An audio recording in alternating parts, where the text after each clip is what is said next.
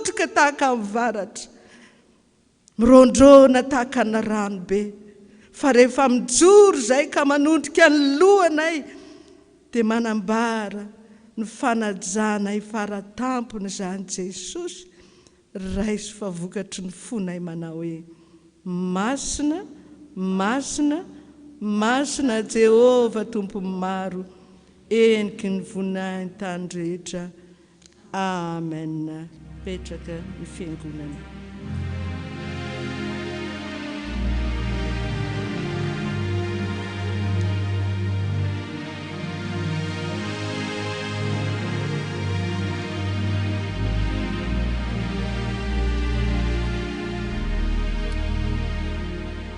Ny hira fa 700 ka ny andininy faharoa ihany no ataontsika alohan'ny tsenantsika ny tenin'Andriamanitra.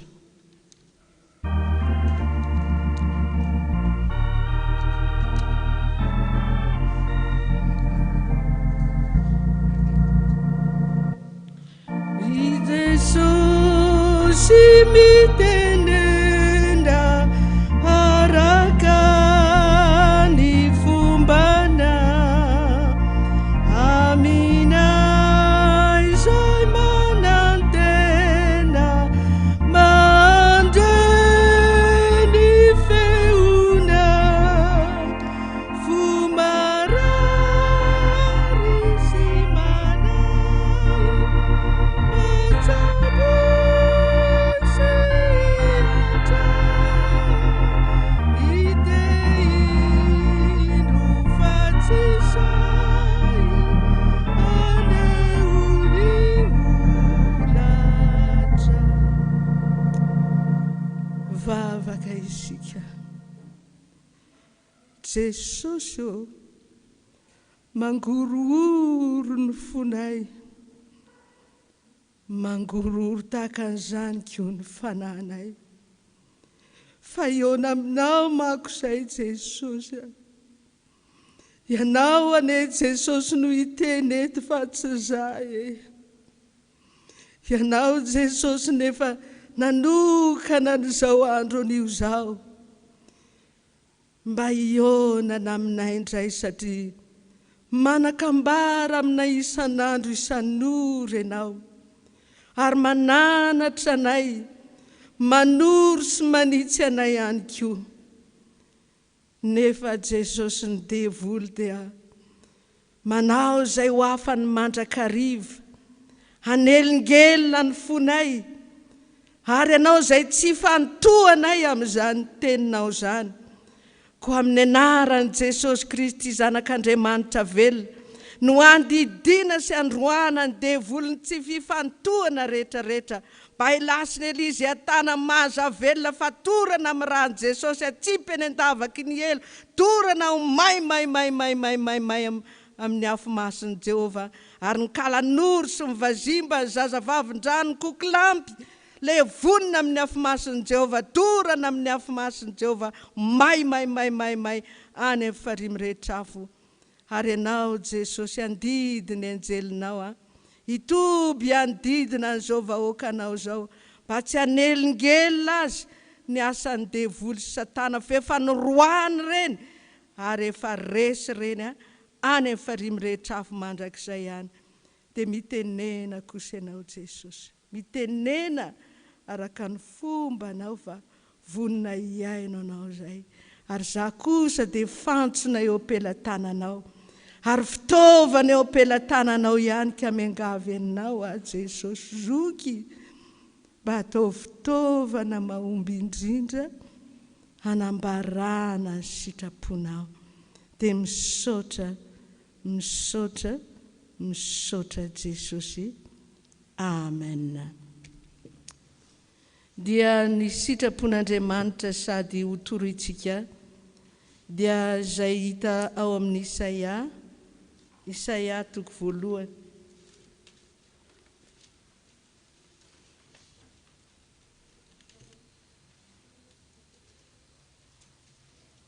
Isaia 1, Isaia 1 dia ny andininy 2 dia mitsambikina eny amin'ny 7:10 ka hatramin'ny 5:10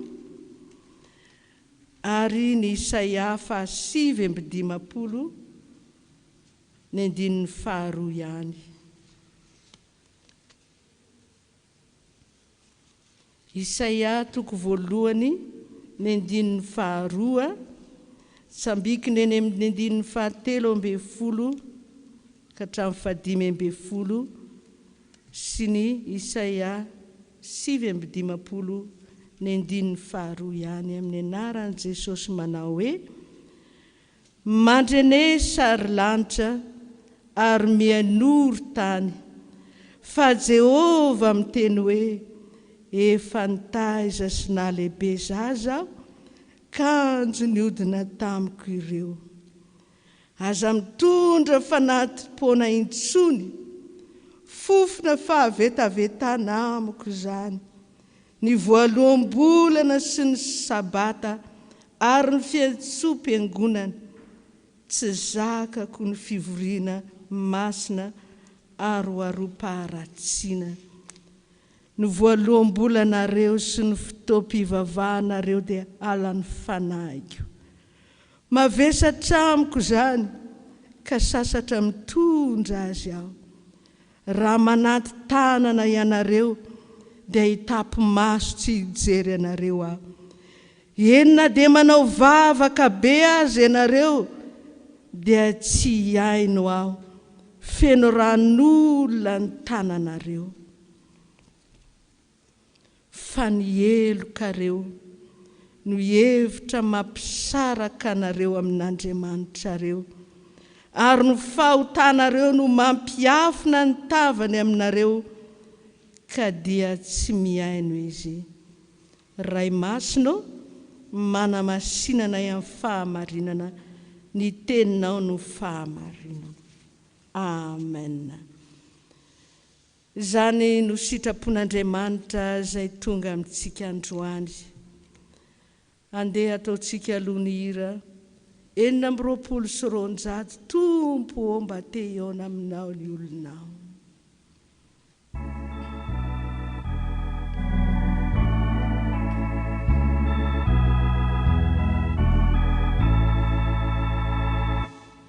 Tompo mba te hiaona aminao ny olonao, ka ny orando ataona ampomba ny teninao, ny fanahinao irao aminao.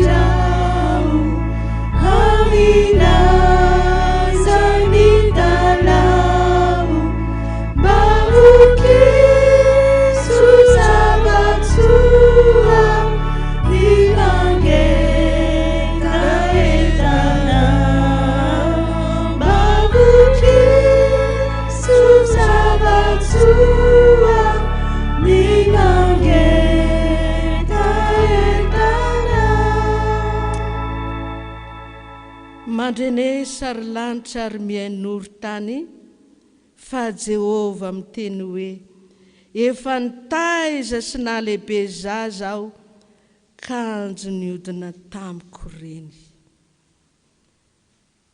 Efa nitaiza sy nahalehibe zaza aho ny Tompo. Raha 4 taona moa zany ny zaza nefa tonga taiza. Any ambony bus dia hoe ny zaza 5 taona dia mandoto toerana anankiray.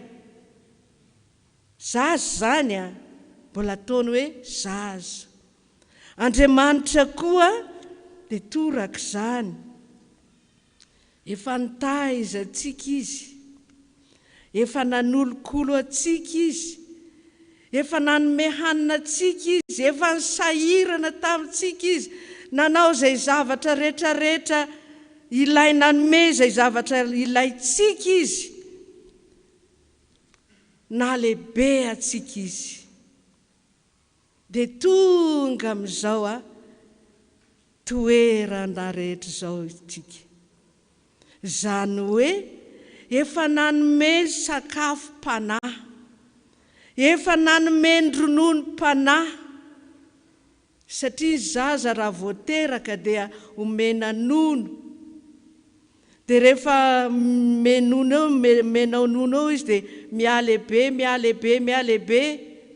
Dia rehefa lehibe izy dia mahay mamely tena, mahay mitondra sotro any am-bavany, mahay mifidy ny sakafo hohaniny.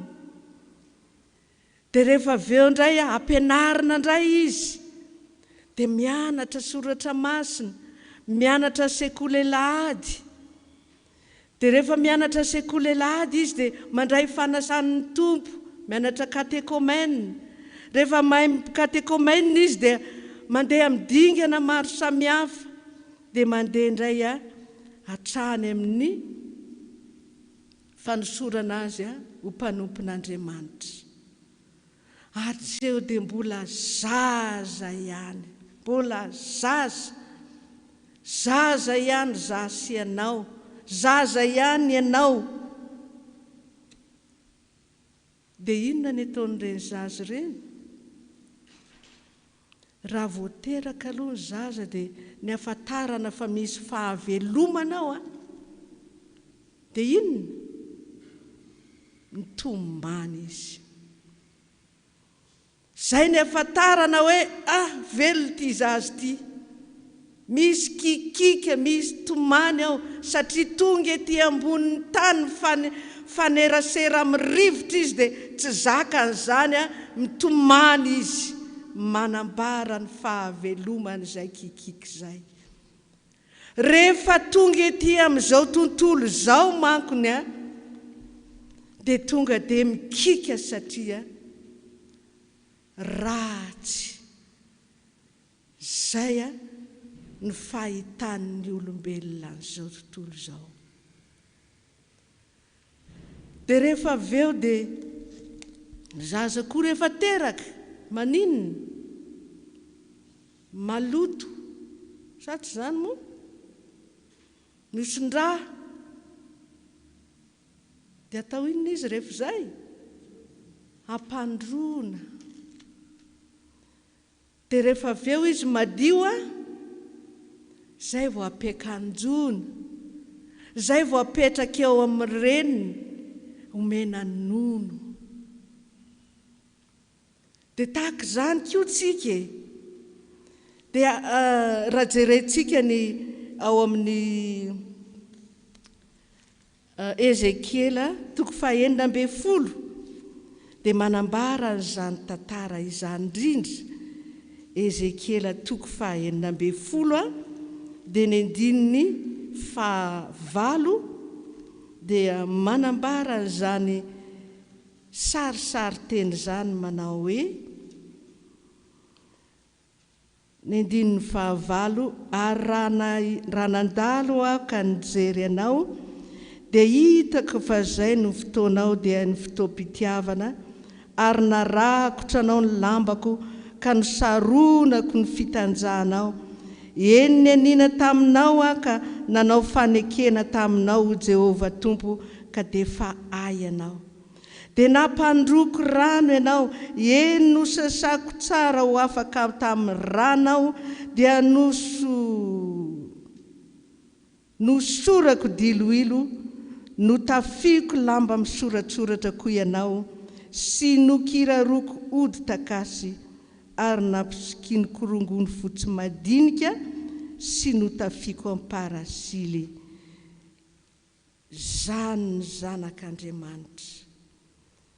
Karakarainy, kolokolony, dia ampitafiny, dia lasa olombelona. Zao anefa.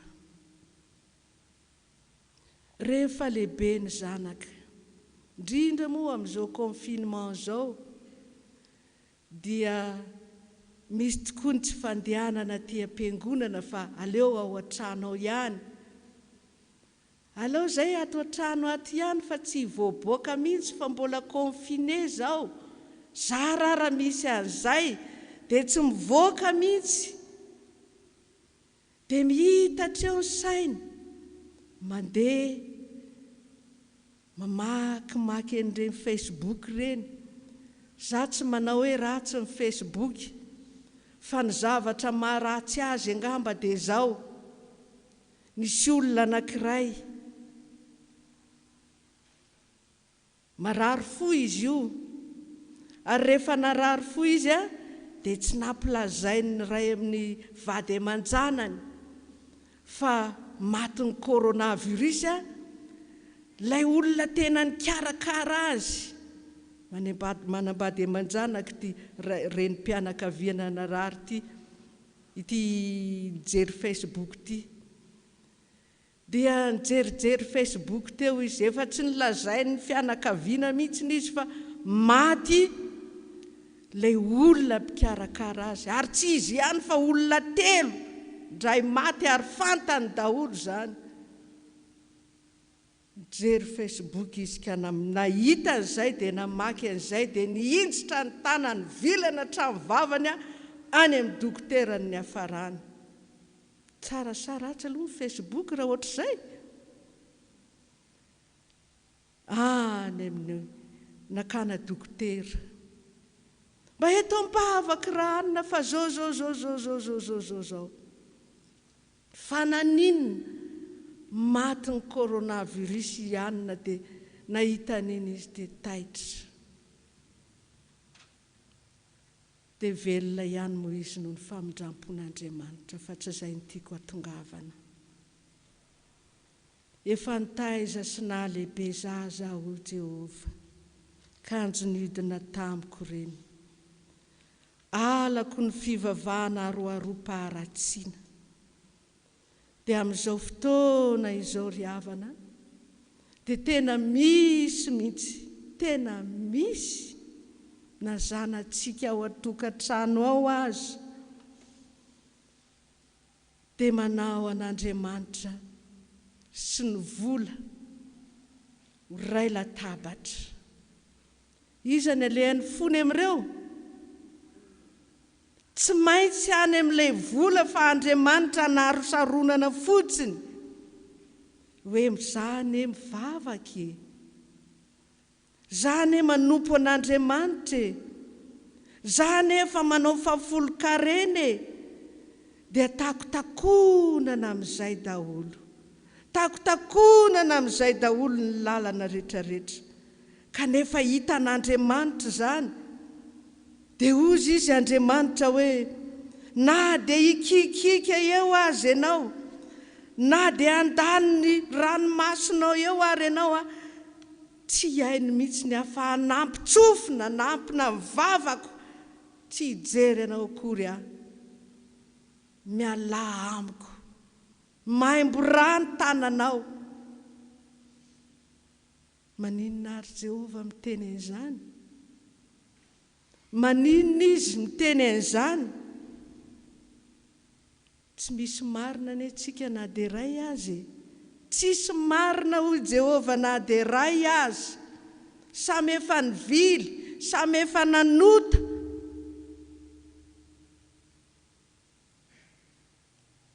Nefa ry havana dia mitady an'Andriamanitra, mitady an'i Jehova isan'andro,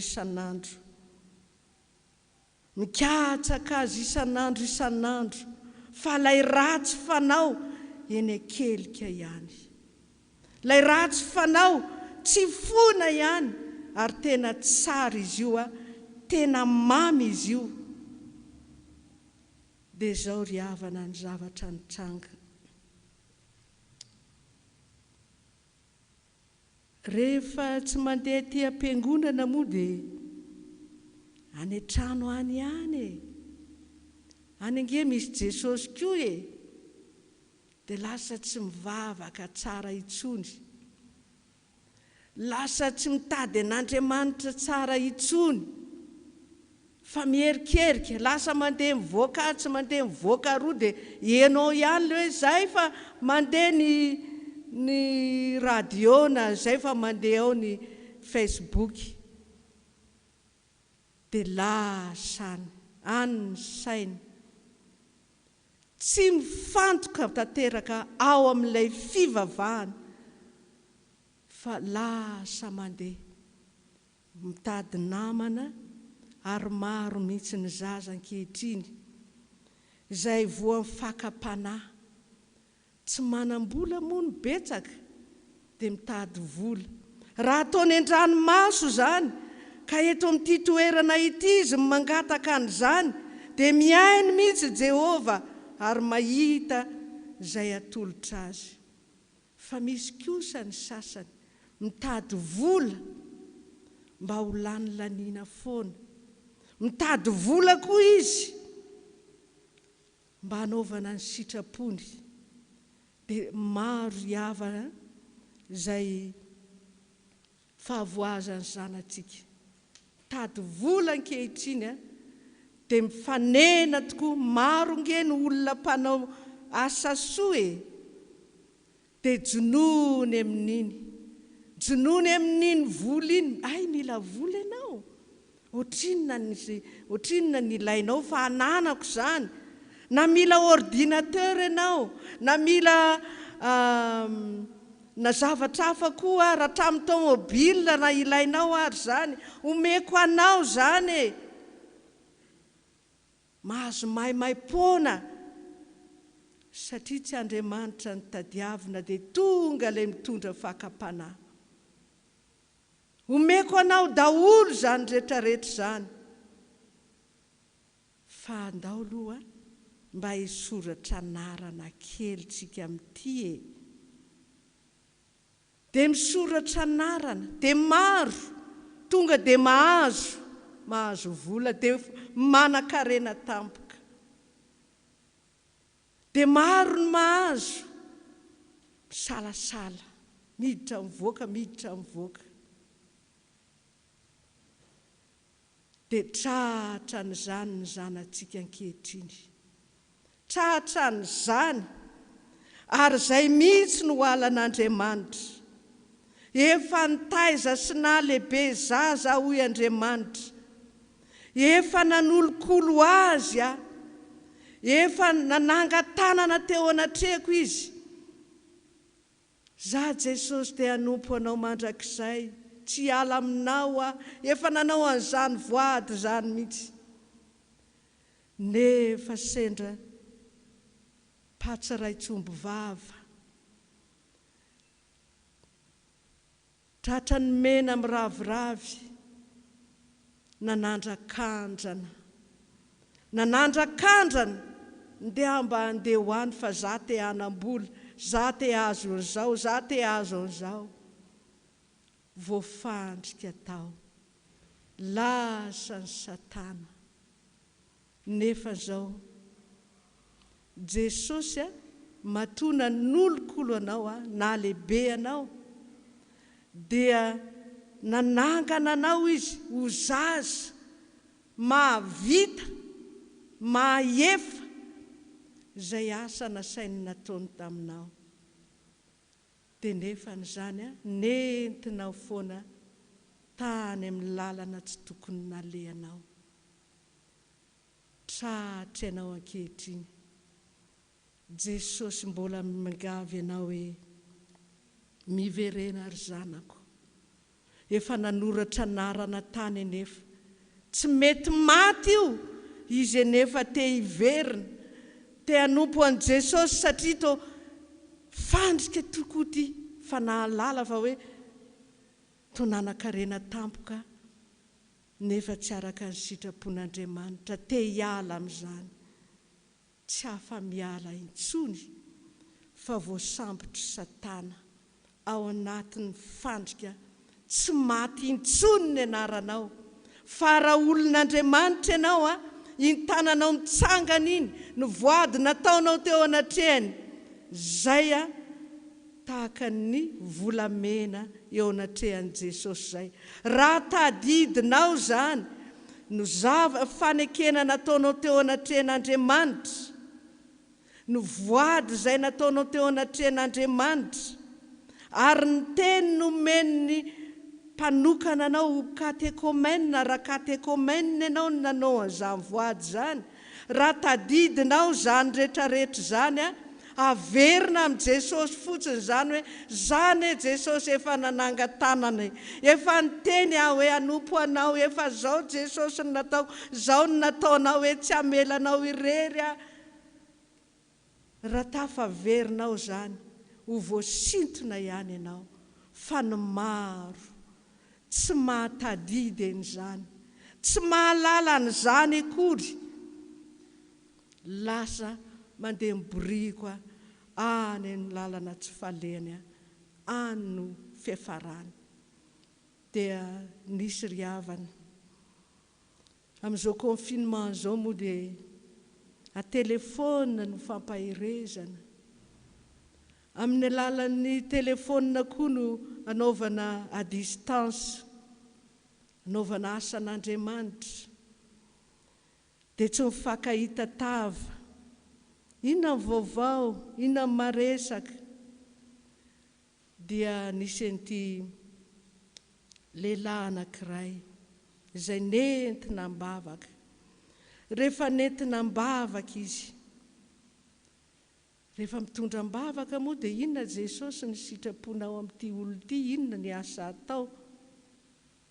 Dia lasa zao ny atao. Dia rehefa manao ny asa ianao dia vita ny asa dia misaotra an'Andriamanitra, dia maka ny sitrapony indray, Jesosy nahafaly anao ve le asa teo? Tsy nahafaly azy, fa maninona ary? Tsy nahazo famindram-po ve zany ty olo ity? Tsy nahazo famindram-po. Dia mivavaka indray, mangataka ny sitrapon'Andriamanitra. Dia izao indray ny sitrapon'Andriamanitra, atao ny sitrapon'Andriamanitra, atao ny asa, vita indray ny asa. Nahafaly ianao ve Jesosy zany sa tsy nahafaly ianao?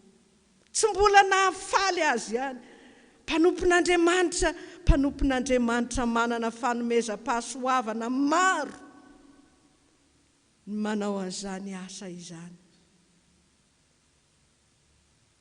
Tsy nisy nahafaka.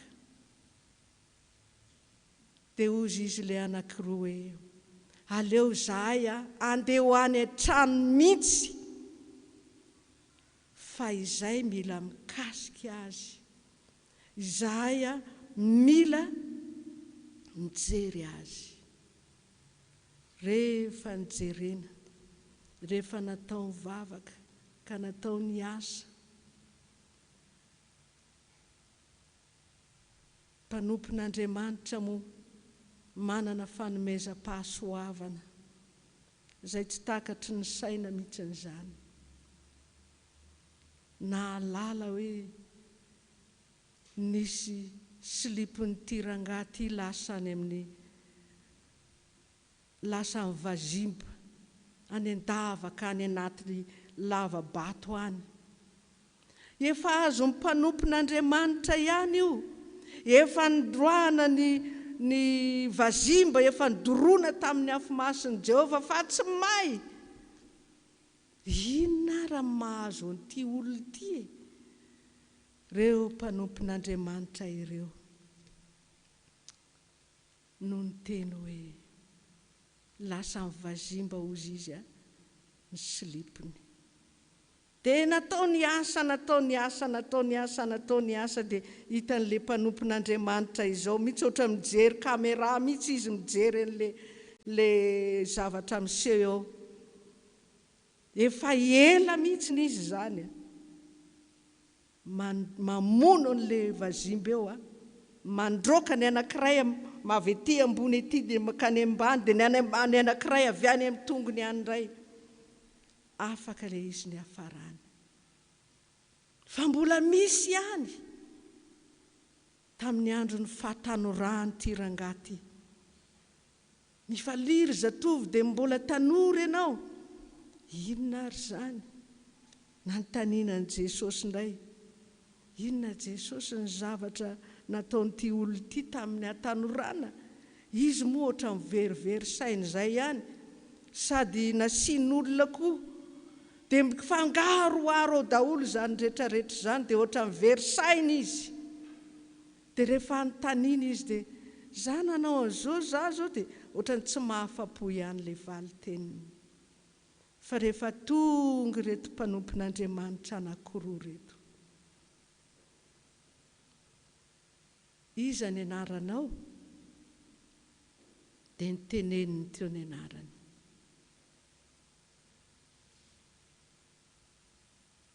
Zany ny anaranao? Dia misy fanampiny hafa ny ataony. Tsy zany ny anaranao ka, tsy zany ny anaranao. Inona no nataonao tamin'ny fahatanoranao?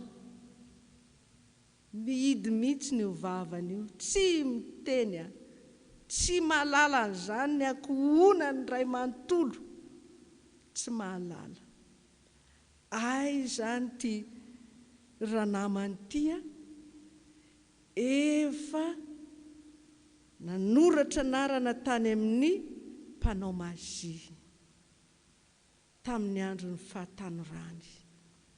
Nanoratra anarana tany izy fa hanao mazia, dia nanao sonia.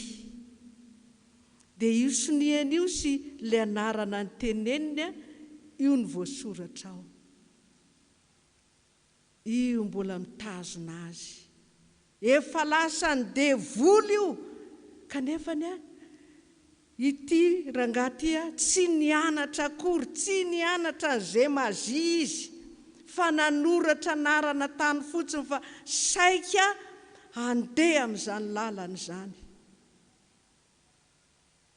Hita ny devoly izay dia tonga dia nitazoniny, tsy namelany mihitsy.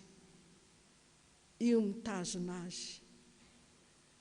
Dia natao daholo ny asa rehetrarehetra, nampisotroana ny rano Jesosy, tsy nety. Aroray aloha ilay izy, ateliny. Ary rehefa say misotro rano izy, dia ateliny foana aloha, nefa tokony mbola arorany, tsy arorany ilay izy. Ozy ilay vadiny, atao ohatran'izao boa, izay izy vao nanao, narorany. Dia teo amin'izay, namafa tamin'ny anaran'i Jesosy, ny anarana. Fafana tamin'ny anaran'i Jesosy, naharitra ane zany, naharitra ane zany. Raha tsy izy mihitsy no ny teny, fa soniako io, ary fafana amin'ny anaran'i Jesosy Kristy zanak'Andriamanitra velona. Io sonianao sy io anaranao io mihitsy, fa io tsy mamelanao, na dia tsy ny anaranao aza ny mazia, efa voasoratra ny anaranao. Rehefa natao ny asa, ela tokoa vao vita ny asa, fa dia izao, resy Satana, lasa nandeha, resy izay ozy izy, lasa izy, tondra ny entany sy ny forongony tany. Zay ilay rangahy vao nahita tory, zay vao tena hoe, zay vao tena miramirana ny endriny, zay vao tena hoe tia tokoa ilay olona taloha, kanefa n'izany ry havana mpanompon'Andriamanitra, mpampianatra, dia nozogainy devoly tahaka izany. Na dia nanao sitrapony ary, sitrapon'Andriamanitra. Zao ny sitrapon'Andriamanitra, dia atao zany, arahana zany. Tsy mety tafalentika any anaty zany, satria misy inonao? Misy eloka. Ary rehefa mivavaka ho an'ilay rangahy dia zao, fa maninona ary ty olona ty tsy mety voavela ny elony, fa misy zavatra mihitsy ny ao anatiny ao. Ay ry havana, izay soratra netiny nanao an'izay fanekena tamin'ny devoly izay. Zay ny voasoratra tao dia tsy nanaiky mihitsy Jesosy hiaino ny fivavahana, tsy nanaiky mihitsy Jesosy handray ny fivavahana.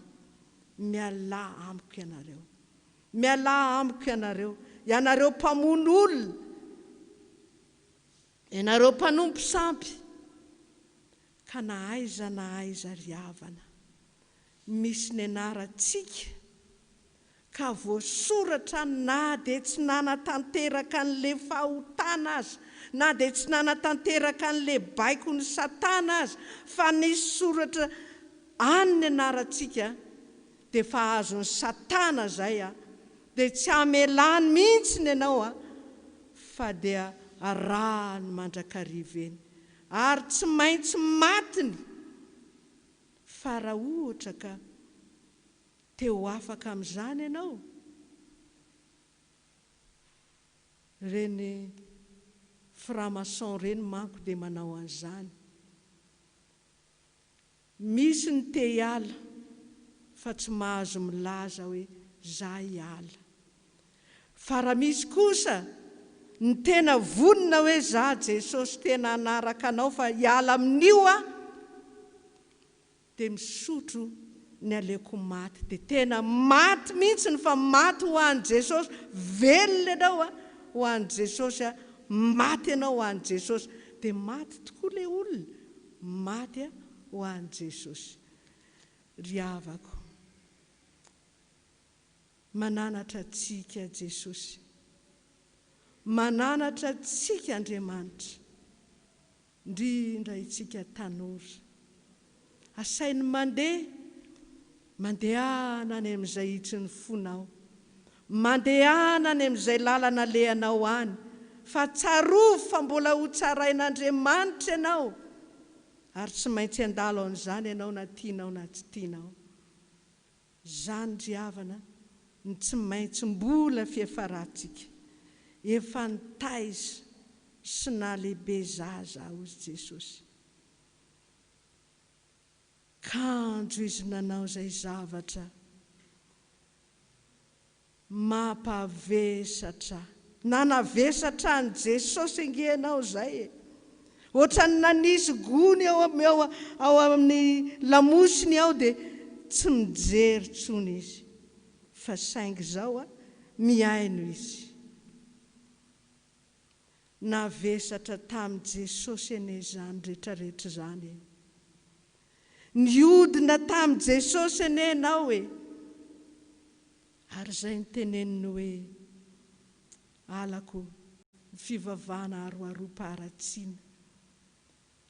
Marina moa sady tsy marina izany, izay atao hoe mpanompon'Andriamanitra, firy taona lasa, efa firy taona ny nanaovany an'izany asan'Andriamanitra izany, kanefa n'izy dia voafatotra Satana tamin'izany saika hanao mazy izany, dia tsy nahavelany ny hiratra mihitsy ny androm-piainany, fa nisaronany dia voly tao foana maizina, mandeha amin'ny maizina, lalana malama. Mba manahoana moa izany olona izany? Mandeha any ianao amin'ny maizina dia nefa malama ny lalana, menjerazera foana ianao, mamikotrehitra ianao, tsy hitanao akory izay ho fikiriny. Tahaka izany anie, tahaka izany ny olona tsy manana an'Andriamanitra, tsy manana an' Jesosy, ary tsy manana izay sarangotany. Efa nahalehibe azy aho izy Jesosy, fa izao kosa nefa maimbo rà ny tananao, maimbo rà ny tananao, mandeha aloha misasa. Inona ny napatezitra anao tamiko Jesosy eo? Inona Jesosy eo ny tena nahavinitra anao tamiko, natonga anao anao an'izao zavatra rehetrarehetra izao, fa tsy faly tamin'ny Andriamanitra. Fa raha ianao kosa miaiky ny fahotanao, miaiky fa efa nanao an'izany, fahotana rehetrarehetra zany ianao a miaino anao Jesosy, miaino anao Jesosy, ary dia mamela ny fahotanao izy a, ary manasitrana anao indray. Tsy nahefa an'izany tsika ry havako malala. Andeha tsika hiverina amin'ny Jesosy. Andeha tsika hitady fihavanana amin'Andriamanitra. Fefa very tsika raha tsy nisy an'io Jesosy io e. Ary noho izany famindram-pony izany no mbola hitazonany antsika mandrakariva, ary tombo ho ny tany maina no hitoeranay. Izany ny andeha ho irayntsika rehefa avy eo tsika hivavaka sy hifona amin'ny Jesosy. Andininy voalohany ihany.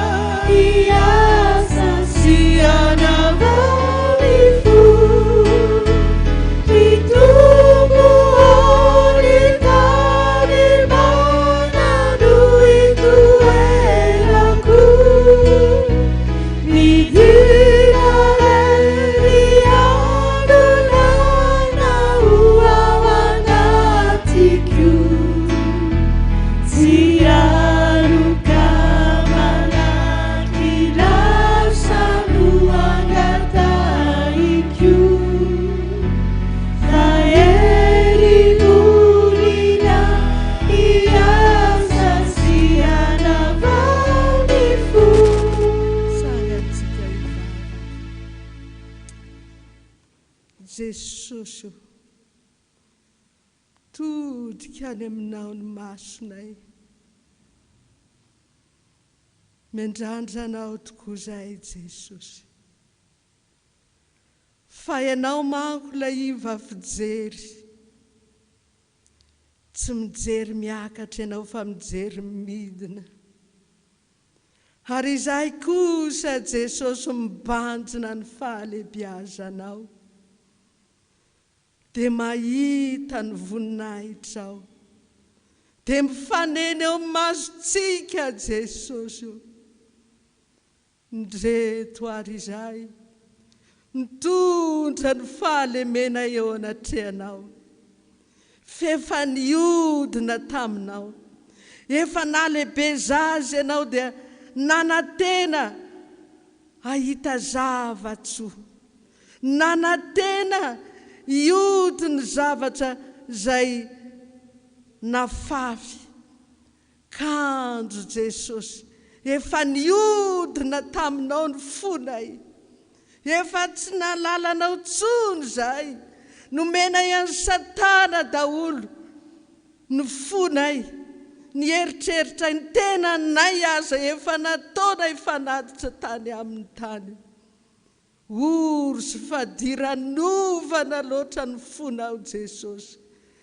Nahita n'izany fa lasa any amin'Andriamanin-kafa ny fony. Lasa nanompo any Satana. Ary lasa nanompo ny vola satria any misy ny fahasambarana. Any misy zay zavatra ilaina. Dia nandeha tany Jesosy. Tsy nahita zavatsoa akory. Tsy nahita zay nitadiavina. Fa fahafatesana ny tambony ota. Very zay Jesosy. Very zay. Efa nanao pakta koa taminy. tsy avelany mihitsy zay raha tsy matiny. Jesosy zanaky Davido, mpamindra foy ianao, mpamela heliko ianao Jesosy. Mba jereo lay tananay nitsangana raha nandray katekomena, raha nandray raisina ho mpandray zay, nanangatanana ane zay Jesosy. Volamena eo anatrianao iny, ary nahazo teny koa zay ane Jesosy tamin'iny fa hanao ny sitraponao zay Jesosy. Tsy nahatandrina an'izany zay de lavo ankehitriny miantsoantso ny ranao Jesosy. Ankehitriny Jesosy mitabataba koa zany asa mifananao masina izany. Ary de izany indrindra Jesosy ny mahatonga anao ikikika andro manala. Izao ny fiantsonao fa aza tao malemy. Asainao mikikika ane zay Jesosy, hitady sy antso anao, mba hitanao zay Jesosy. Fa efa lasa ny devoly ny anaranay, efa lasa ny devoly mombamombanay. Tsy avelany Satana izay. Ianao anefa Jesosy, efa nandidy anay, efa nandidy anay ianao. Anitsaka mena rana sy maingo, andresy ny herin'ny fahavalo rehetrarehetra na inona, nefa tsy ampaninina nareo zany. Ary zay mino any asa ataoko no ataoniko, anao asa lehibe noho zany azy izy satria za makany amin'ny ray. Ary na inona angatanareo amin'ny raiko dia ataoko zany. Ary zao famantarana izao nanaraka zay mino. Amoaka demoni amin'ny anarako izy andray mena rana izy na dia isotro zava-mahafaty azy izy dia tsy ampaninina azy zany. Ametra tanana amin'ny marary izy dia ho sitrana ireny. Sitrany marary, tsangany maty, diovo miboky efa nahazo maimai-pona ianareo, komiany manomeza maimai-pona. Misy afo melo azy mandevina amin'ny fahavalo manodidina anao ndrivotra hoira sy ny lehilahy ho mpanompony izy. Ko amin'ny anaran'i Jesosy Kristy zanak'Andriamanitra velona zay tompony hery sy ny fahefana any an-danitra ka hatraty an-tany, no azahoana mandatsaka ny afon'i Jehova ho may daholo. Ny anarana rehetrarehetra lasa ny Satana zay nanoratra anarana tany amin'ny Satana rehetrarehetra tany. Fafana amin'ny anaran'i Jesosy Kristy zanak'Andriamanitra velona, tsy hanan-kery, tsy hanam-pahefana zany. Dorana amin'ny afomason'i Jehova, ny anarana lasa any amin'ny mpamosavy, any amin'ny mpisikity, any amin'ny mpanandro, any amin'ny mpanao fankatoavana. Didina sy roana amin'ny anaran'i Jesosy, dorana amin'ny afomason'i Jehova, may any farimy rehetra avy mandrakizay ihany.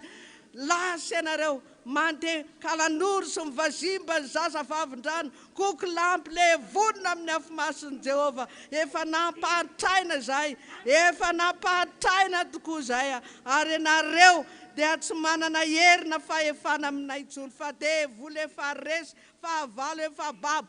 Lasa ianareo mandeha ny hypnotisme rehetrarehetra, framasonerie rehetrarehetra, le vonona amin'ny afomason'i Jehova ho may any amin'ny farimy rehetra avy mandrakizay, fa tsy manana herina fahefana entony entanareo any amin'ny farimy rehetra afo any ny sahazanareo.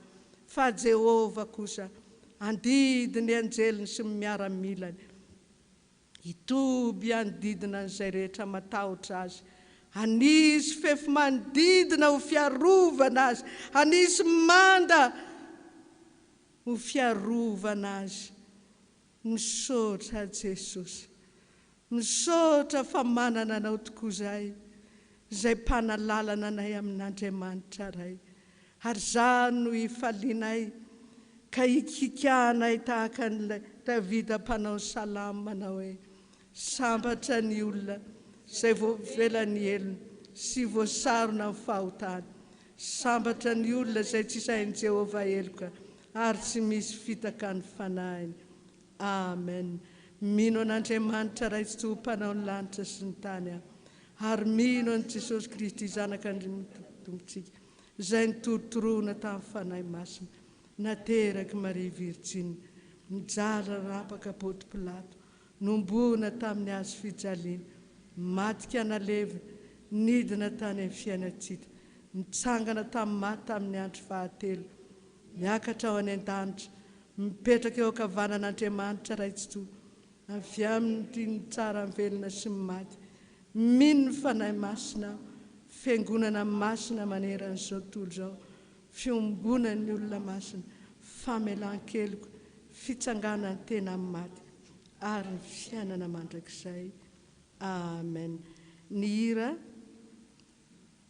446, hira 4. Atolotro ho anao ny tena koriraiko, fa ianao ny tena loharantsoa. Izao tontolo izao manitona ny saiko, hiataka aminao ho babiny tokoa. Zany no iraitsika.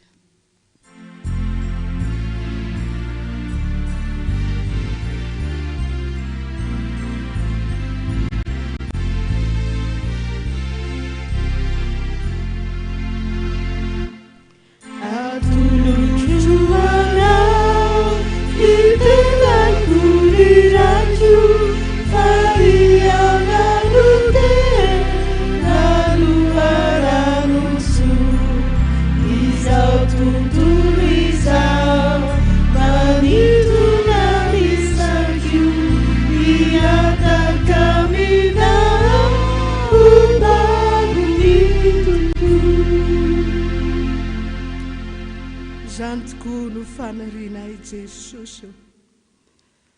Atolotra ianao ny tenanay, ho fanatitra velona, masina mba ho akasitrahanao, ka dia ionina amin'izay ny fahatezeranao, ka hiratra ny masonao hijery anay, dia anisy soanay indray ianao, satria tianao zay ary malalanao tokoa. Ho tanteraka tokoa an'izany amin'ny anaran'ny Ray sy ny Zanaka ary ny fanahy masina. Amen. Voninahitra ny eo an'Andriamanitra rery ihany. Alleluia. Masina, masina, masina Jehova tompo maro, eniky ny voninahiny tany rehetra. Amen. Petraka.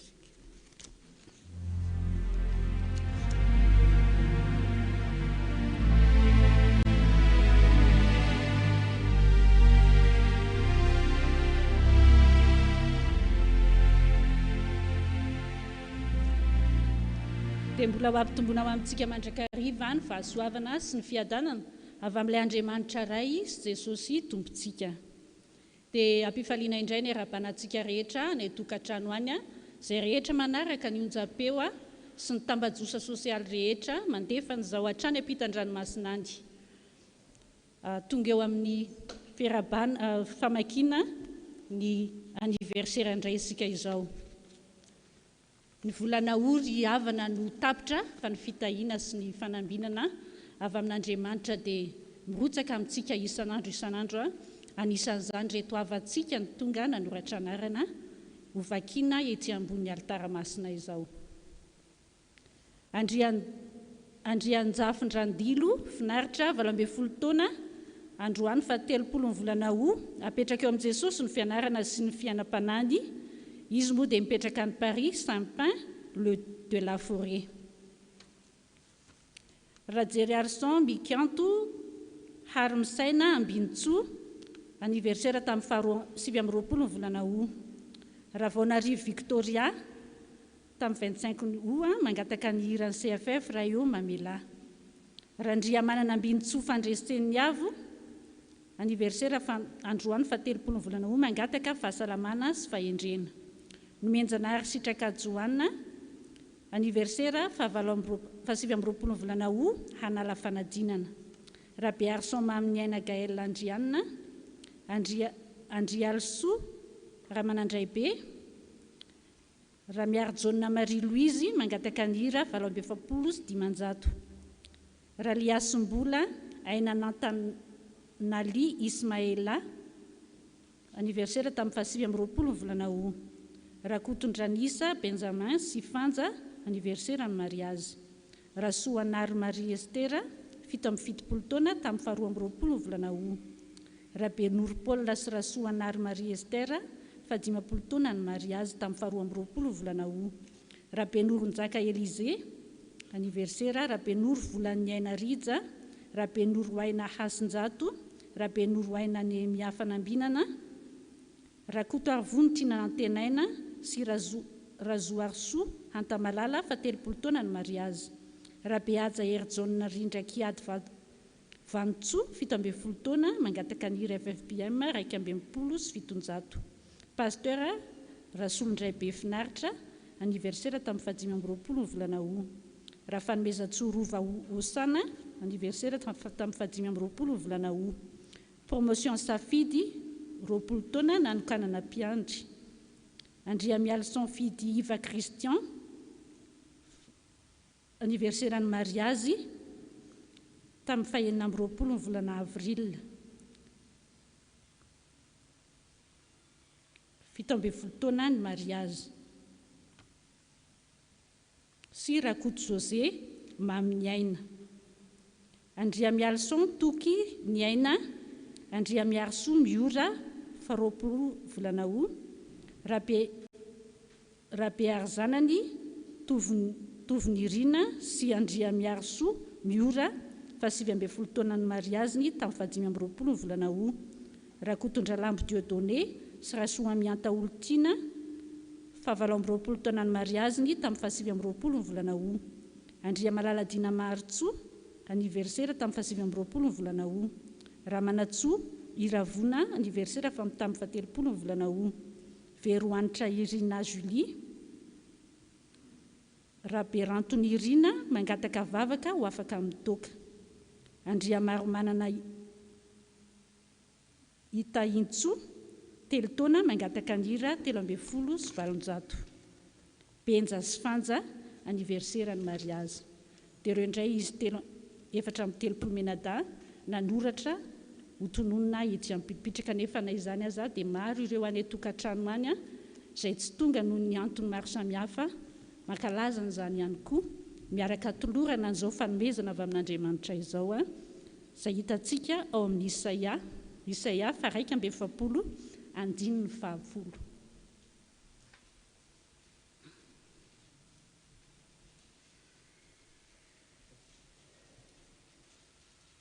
Isaia 1:7, mba tsy ho fahazarana fotsiny ihany fa antenaina indrindra hitazomanareo sy amikiranareo izany fitiavan'Andriamanitra izany mandritra ny heritaona indray mandra-pahatonga ny fankalazana ny anniversaire amin'ny heritaona dia ho tsaroanareo isan'andro anie izany fa teny mamy tsy mba hain'ny olona tiantsika sy izay milaza ho tiantsika indrindra ety ambony tany fa ilay Andriamanitra tena tiantsika ho afaka miteny an'izany amintsika androany manao hoe: aza matahotra ianao fa momba anao aho, ary aza mierikerika foana fa izao no Andriamanitra aho, mampahery anao aho sady mamonjy anao, eny mitantana anao amin'ny tanana ankavanany fahamarinako aho. Dia izany indray ny fanomezana avy amin'Andriamanitra tolorany antsika alohan'ny hitondrantsika mbavaka ireo nama-avantsika ireo dia ataontsika ny hira ao amin'ny boky fiderana 5. Isaoranay zanahary izay mitasy miaro, izay mahatoky an' Jesoa, velona tsy misy marary andiny voaloha sy ny faharoa.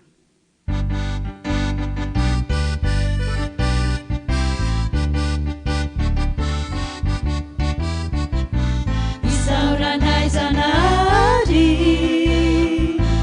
izay mitasy miaro, isaoranay zanahary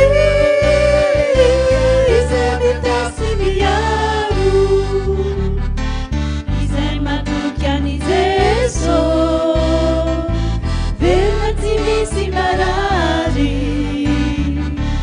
izay matoky an'i Jesosy,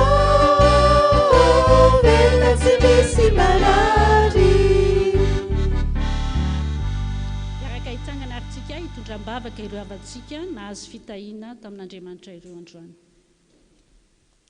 Misaotra, misaotra, misaotra Tompo, tsy misy teny malagasy, tsisy teny eto amin'izao tontolo izao mahalaza ny tokony hisaorana ianao fa ianao nefa ny teny hoe misaora amin'ny zavatra rehetra dia izany hitondrana ny fo tsotra teny tsotra Jesosy malaza ny any am-pona irehetrany hoe misaotra satria tsy noho ny herinay tsy nitanjakay tsisy ezaka avy aminay Jesosy na tonga na indraika nahatratra n'izany tsy geri-taona marobe izany fa noho ny fitahinao rery ihany noho ny fitiavanao rery ihany Jesosy ianao no manana fahefana tanteraka an'izany eo amin'ny fiainanay tonga Jesosy reto mpanomponao marobe nitondra voninkazo fehezam-boninkazo anaingona ny alitara-masinao mba nomezam-boninahitra anao entinay hamafana ny mety ho fahatezeranao aminay ane izany Jesosy satria dia maloto loatra izay ary tsy mahay fa tsy ny manota ane Jesosy nefa inotanay inony mampisaraka anay aminao ankehitriny aza tompo fantatray ary inonay fa anatin'ny indra fo lehibe famelan-keloka lehibe Jesosy izay efa azonay teo no hijerenao tsirairay avy ireny anarana marobe ireny ireo Jesosy ireo tokantrano nanoratra ny anarana nahatsiaro an'ilay fitiavana tamin'ny voalohany maro ny taona 720 taona sy ny karazany Jesosy be dia be ny sehatra ao anatin'ireny fa izao tokantrano nanjakanao tompo dia maharitra hatramin'izao ary mbola irinay ny ametrahana an'izany tokantrano izany eo am-pelantananao tompo mba haharitra hatramin'ny farany ny fitiavan'izy mivady sy ny fanomponanao Jesosy jereo ny asa fivelomany jereo ny fitezana ny zanany Jesosy raha toka misy tokantrano mbola tsy mba manana faramandimby any Jesosy dongodongina aminao mba homeo an'izany mpanomponao Jesosy fantatray mahay ny zavatra rehetra ianao tompo tsara sy masina indrindro ireo Jesosy ny ankizy anala fanadinana totototo makaty aminao satria na ny fianarana aza tsy nandeha amin'ny tokony noho izy tsy fantatra intsony Jesosy inona no soratana mianatra mandritra ny taona zany Jesosy mbola sahirana miazakazaka manao koro atisy ary fa zao Jesosy nakoro andehanana aza tsy misy ny lesona ny fampianarana tany ampianarana tsy feno fa ianao ilay mahefa ny zavatra rehetra no anolo-tsaina ny mpanompoka elinao rehetra ny ampanaovana fanadinana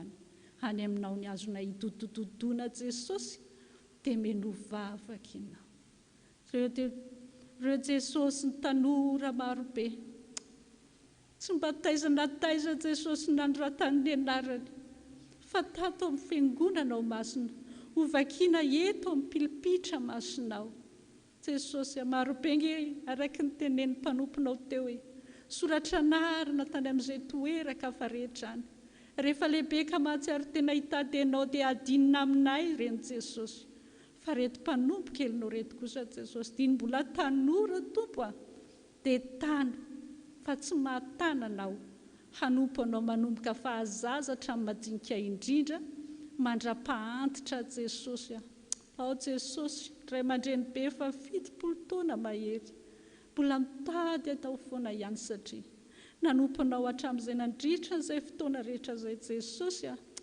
izay mety ho fotoana mbola omenao anazy Jesosy ny angatanay aminao teo izao homeo fifaliana izy homeo fahasalamana izy tompo avy aminao izany nataonao tamin'ny olona marobe izany ny tompon'andro Jesosy dia avy aminao rery ihany satria izahay tsy mahay mampitompo na dia iray sekondra monja aza ny androm-piainanay betsaka Jesosy ny zavatra tiana ho tononony eto nefa na dia mandra-parain'ny andro ka mandra-parivon'ny andro ary izay no hitalao eto Jesosy dia tsy ho voalazanay foana izany fa ny fantatray teo izao na dia mbola tsy mangataka azany izay Jesosy dia efa ataonao aminay na tsy nangatahanay azy manana ny ambiampy ho anay ianao Jesosy ary manana ny programa tsara indrindra ho anay dia izany no ametrahanay ny fiainany mpanomponao tsirairay avy eo am-pelantananao ny voninahitra tompo tsara sy masina indrindra teo anao rery ihany amen iaraka hipetraka isika dia hiditra amin'ny 10 minitra ny sekola lahady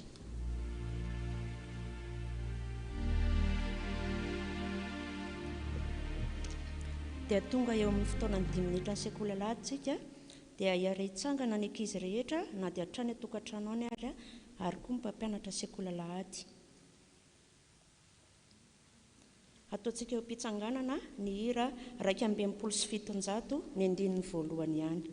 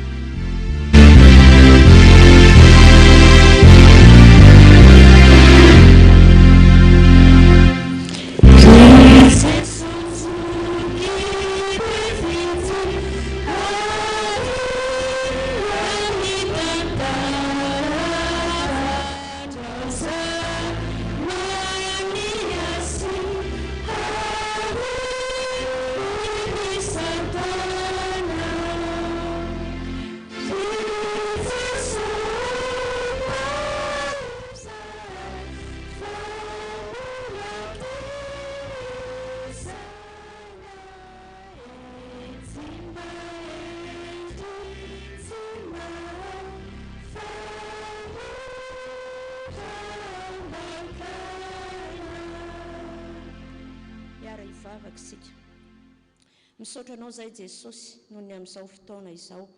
Natratrarana indray amin'ity anio ity ary raha tonga amin'izao fotoana izao zay dia matoky sy mino fa eto ianao ary miteneny ianao araka ny fombanao fa vonona ny aino izay. Misaotra Jesosy eo. Amen. Ny tenin'Andriamanitra angalantsika lesona indray androany dia hitantsika ao amin'ny Deutéronomia 20:20 ny andininy 4:12 ny tapany A. Deutéronomia 20:20 andininy 4:12 dia ny tapany A ihany. Rehefa hitantsika dia ovakitsika amin'ny anaran'i Jesosy. Ary aza miala amin'ny teny rehetra izay andidiko anao anio, na ho amin'ny ankavanana na ho amin'ny ankavia. Izany ny tenin'Andriamanitra ary tantara kely avy hatrany no andraisantsika lesona amin'izany tenin'Andriamanitra izany. Fotoanan'ny vakansa tamin'izay rakizy dia ikotorery ny tao an-tanàna ary ny dadany dia mpiasa tany. Dia ozy-koto tamin'ny dadany iray andro. Ory dada, ahoana izay anaka? Za rery dadany eto an-tanàna fa za mba hiaraka ny dada hiasany ilalao any amin'ny dadany any amin'ny asany dada any a? Eny ary, ndao ianao raha hiaraka amiko. Rehefa tonga teny an-tsaha dia ozy ny dadany tamikoto hoe zao ianao eto ambodin'ity hazo ity no mipetraka fa za hiasa tany ery. Dia eo ihany ianao mipetraka fa aza mandehandeha mihitsy dia endry dada. Dia nilasa ny asa ny dadany koto, tsy dia lavitra akory anazy. Ary izy dia nilalao teo ambodin'ilay hazo. Jerijery matetika any koto ny dadany fa sao mandehandeha koto. Dia rehefa niasa elaela teo izy dia nijery any koto. Taitra be izy nefa fa toa nisy biby lava be eo ambon'ilay hazo ipetrarany koto. Reny biby atao hoe fandrefy ala any anaty ala reny hony, tena masika hony izany biby izany. Dia natsony koto, koto ahoana ry dada? Zao avy ianao aty amiko. Dia tsy mahazo mitsangana mihitsy ianao fa mandady moramora. Dia tonga dia mahitsy tsara tsy mivilivily mihitsy ianao fa mahitsy tsara tonga dia mankaty amin'ny dada. Mandady moramora ianao. Aingana anaka. Endry dada. Dia nataony koto izay niteneniny dadany. Nandady moramora izy. Dia rehefa tonga teny amin'ny dadany dia ozy ny dadany, hitanao anaka, misy biby lava be eo ambonin'io hazo nipetraranao io. Izay no natonga ny teny anao hoe mandadiza moramora dia avy aty amiko. Inona no tenin'Andriamanitra, sitrapon'Andriamanitra tiana hambara amin'izany ry havana? Ikoto dia tsy mba namalina be fanontaniana hoe fa maninona ny ataonao mandady ry dada? Fa maninona ny tsy avelanao hivilivily? Fa tonga dia nanatanteraka n'ilay tenin'irainy izy.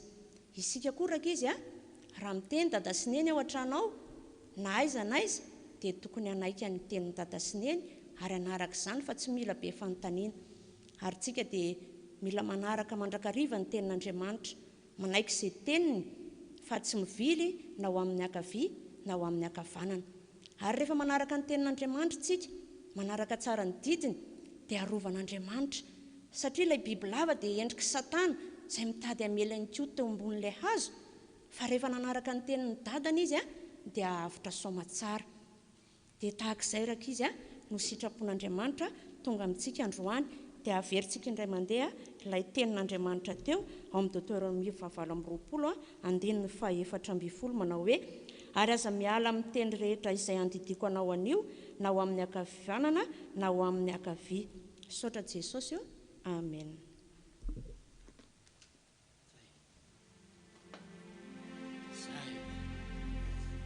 dia arabaina dolontsika rehetrarehetra tsy maty fo maraina manerana ny nosy rehetra ary manerana zao tontolo zao arabaina dodododoly tekitsika fa mbola velonaina somatsara misaotra tompoko misaotra tompoko misaotra tompoko misaotra Jesosy zao tsika dia hanao ny rakitra amin'izay satria voalohany indrindra tsika fa zay sorana tsika be dehibe fa be dehibe tokoa ny tena miezaka manolotra rakitra isan-kerinandro dia mahafaly ny fony mieritreritra zany hoe mbola ao ny fony olona rehetra ny fitiavan'ny olona rehetra n'Andriamanitra ary ndreto izy misaotra zava-dehibe zany ka dia toy izy arabaina daholy tsy maty fo manaina zao tsika dia nolotra rakitra raha tsarovy ny tenin'ny tompo mandrakariva hoe mba tsarovy no nosoa lehibe na ataoko ho anareo zay mameampifaliana hono no akasitrahana indrindra.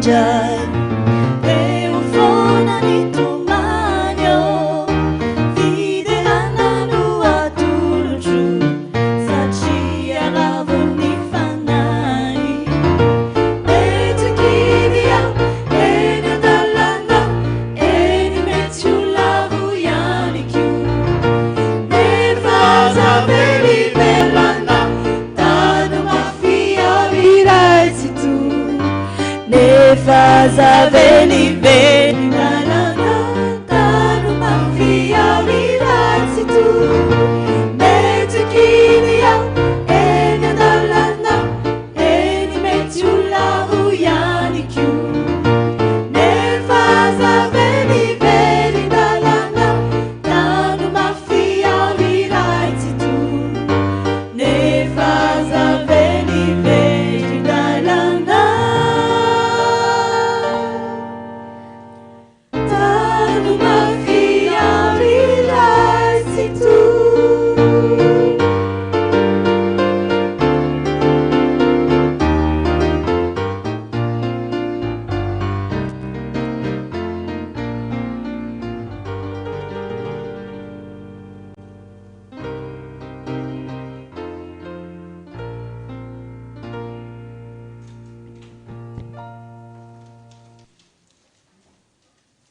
dia mbola mpifaliana indray ry avana malala amin'ny tompo ny arabanantsika tsirairay avy tratran'izao alahady andro ny tompo izao ary manonona ny fiadanan'ny tompo amintsika tsirairay avy alohan'ny amakinany voady masina dia misy filazana vitsivitsy reto antsoina ny Fotoam-pivavahana fiangonana mba hivory amin'ny 7 maraina ny asabotsy 5 septambra ny BFR Brondecona foloan'ny F7 sy ny foloan'ny sampana tsirairay ny voamenan katekomena eto foibe taninanandrano dia manao izao filazana izao groupe C dia miditra mianatra manao famerenan-desona ny asabotsy 5 sy 12 volana septambra manomboka amin'ny 2 tolakandro eto taninanandrano fanatanterahana fanadinana groupe C dia ny asabotsy 7 volana septambra eto taninanandrano amin'ny 2 tolakandro mariana fa ny groupe A sy ny D dia tsy mbola mianatra ary tsy mbola mandray mpianatra katekomena vaovao fa miandry fandaminana arakaraka ny fivoaran'ny toedrara ara-pahasalamana eto amin'ny firenena satria efa tonga ety anoloana ny mpanompon'Andriamanitra dia mangataka ny ray aman-dreny mpitandrina nolotra mifanatitra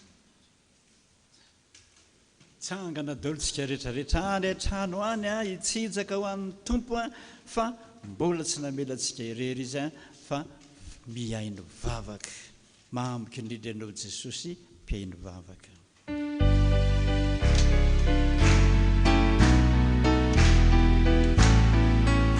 akavia amiko indrindra Jesosy amiko indrindra ianao fa ianao tsy miova mamaly vavaka tompo ino davaliko anao amin'ny soa rehetra zay nataonao ahy hatramin'ny kely indrindra Jesosy ao misaotra anao tsy manana vola tsy manana lenabe tsy manan-javatsoa azy kontenaina fa ampiany fahasoavana tompo ino davaliko anao amin'ny soa rehetra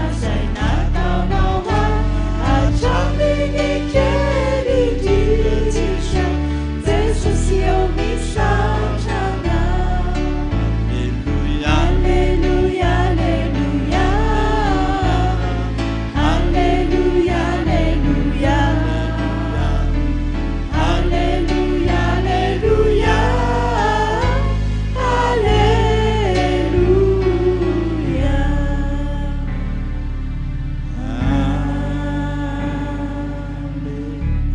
teka mafany tomponsika misaotra Jesosy misaotra Jesosy misaotra Jesosy zay ny vitanay androany Jesosy na kely iny na lehibe fa naty sitrapo ho anao mba ampitony ny fahatezeranao aminay misaotra tompo voninahitra ny ho an'Andriamanitra rery ihany Alleluia. Masina, masina, masina Jehovah tompony maro, enimpona tany rehetra. Amen. Petraka isika.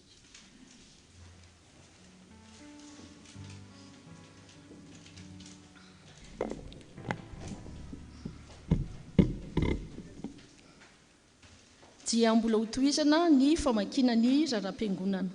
Filazana fanambadiana. Andriamatoa Rarson Simon Emile, Ramatoa Rahajarymanana Alice Andany, Andriamatoa Randriamahefa Jean Loriot, Ramatoa Randriamahefa Mioranirainy Jimbiniaina Kilany, dia faly mampandrehantsika amin'ny fanamasinana amin'ny fanambadian'ny zafy ny zanany Rarson Sandra Tsinia Jabarjona sy Andriamanakoavy tovovavy sarika izay eto amin'ny FPVM Tanànandranompandrana Sabotsy 20 septambra amin'ny 10 maraina. Izay mahita tsy mamety izany fanambadiana izany dia aoka izy ilaza ny ray aman-dreny mpitandrina. Fisaorana fanavelan'ny tompo Clara Manatsoa Denis sy ny zafy amanjanany ary ny fianakaviany dia misaotra anareo mpitandrina sy fiangonana ny dekona ny fifoazana sy ireo havana matsakaiza izay nitrotro-mbavaka sy nampahery anay. Andriamanitra manakariam-pahasoavana ny amaly fity anareo. Ny fianakavian'ny tompo Clara dia nanolotra fararakitra iray alina ariary ho an'Andriamanitra ireriany ny voninahitra. Dia tonga eo amin'ny famakiana ny voady masina isika. Procession 5 000 ariary, 50 000 FMG Fafolo-Karena avy amin'ny tosika fameno 133 500 francs. Fa ny fahasoavanao Jehovah mbola natohizao anay, misaotra Jesosy no fitahinao anay menakavy na dia teo aza ny fioboana dia ny narovanao izahay. Ity Jesosy misy vola kely apany tamin'izay menao anay 10 000 ariary, 5 000 ariary ho an'ny sahirana, 5 000 ariary anaovana trano dada. Raisy Jesosy fa vokatry ny fo mangataka vavaka amin'ny asa fivelomana sy ny CEP-ny zanako. Misaotra Jesosy. Voninahitra ho an'Andriamanitra ireriany. Misaotra betsakanao izay no fitahinao sy ny famindraponao isan'andro. Atolotray amin'ny fonay manontolo ny ampahafolo-karena izay nomenao anay. Mahery tokoa ianao ary tsy misy takanao. Raha koa fofananao masina mandrakariva izahay, averenao ambalanao ny ankonako ary tahio sy omba Jesosy. Misaotra Jesosy malala ho an'ny dada 100 000 francs, ho an'ny pasteur ambanivohitra 110 000 francs, total ny 210 000 francs.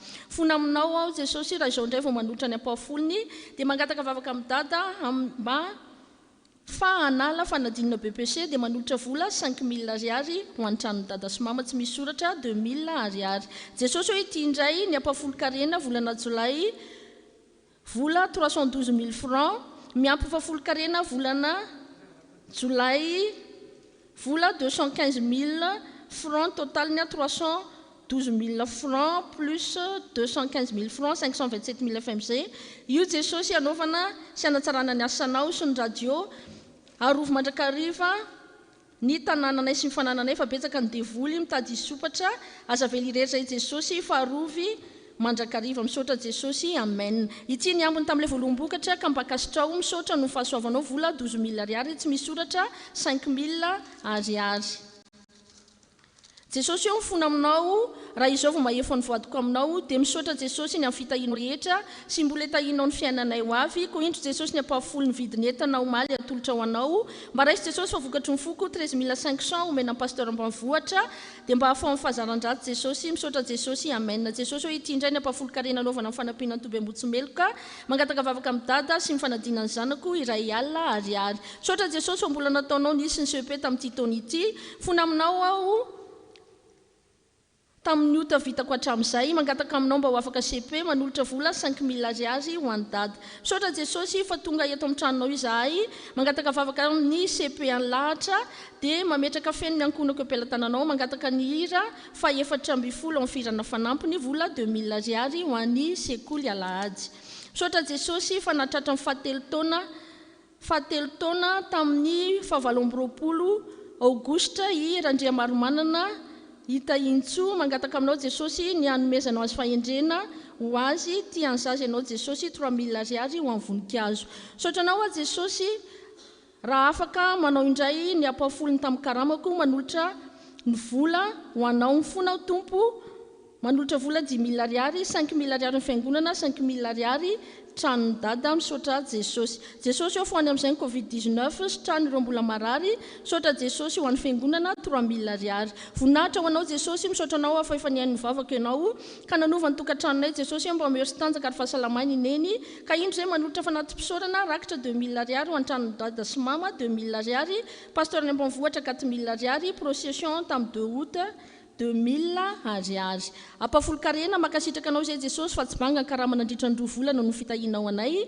mangataka aminao izahay mba hitoy hatrany izany apetraka aminao ny fiainanay mba hitombo ara-panafony izahay ho tahinao ho vita soma tsara ny trano ary ho salama tsara daholo izahay voninahitra ho anao mpanjakanay vola 120 000 ariary voady 5 000 ariary omena mahantra mangataka vavaka ho any zanako iteraka amin'ny septambra dia mba ameo asa fivelomana jesosy amen avy amin'ny ravohatra risoa eliana rakitra 35 000 ariary radio 14 800 ariary tranony dada sy mama 21 500 ariary sotra jesosy vita amin'ny fandresena 2020 sortie de promotion akmila tsirabe ianao rery tompony memboninahitra ianao ny deraina sakalazany 10 000 ariary 5 000 ariary irakambola distance 5 000 ariary ravavy lala madeleine ao amin'ny a distance misaotra sy midera mame voninahitra anao izay jesosy fantahinao sy mivelomonao indray nandritra fiboana ity misy volanaovana ny asanao dia mangataka vavaka amin'ny dada mba hita asa fivelomana ny zanako lahy efa ho roa taona tsy miasa 5 000 ariary tranony dada menakavy 4 000 ariary radio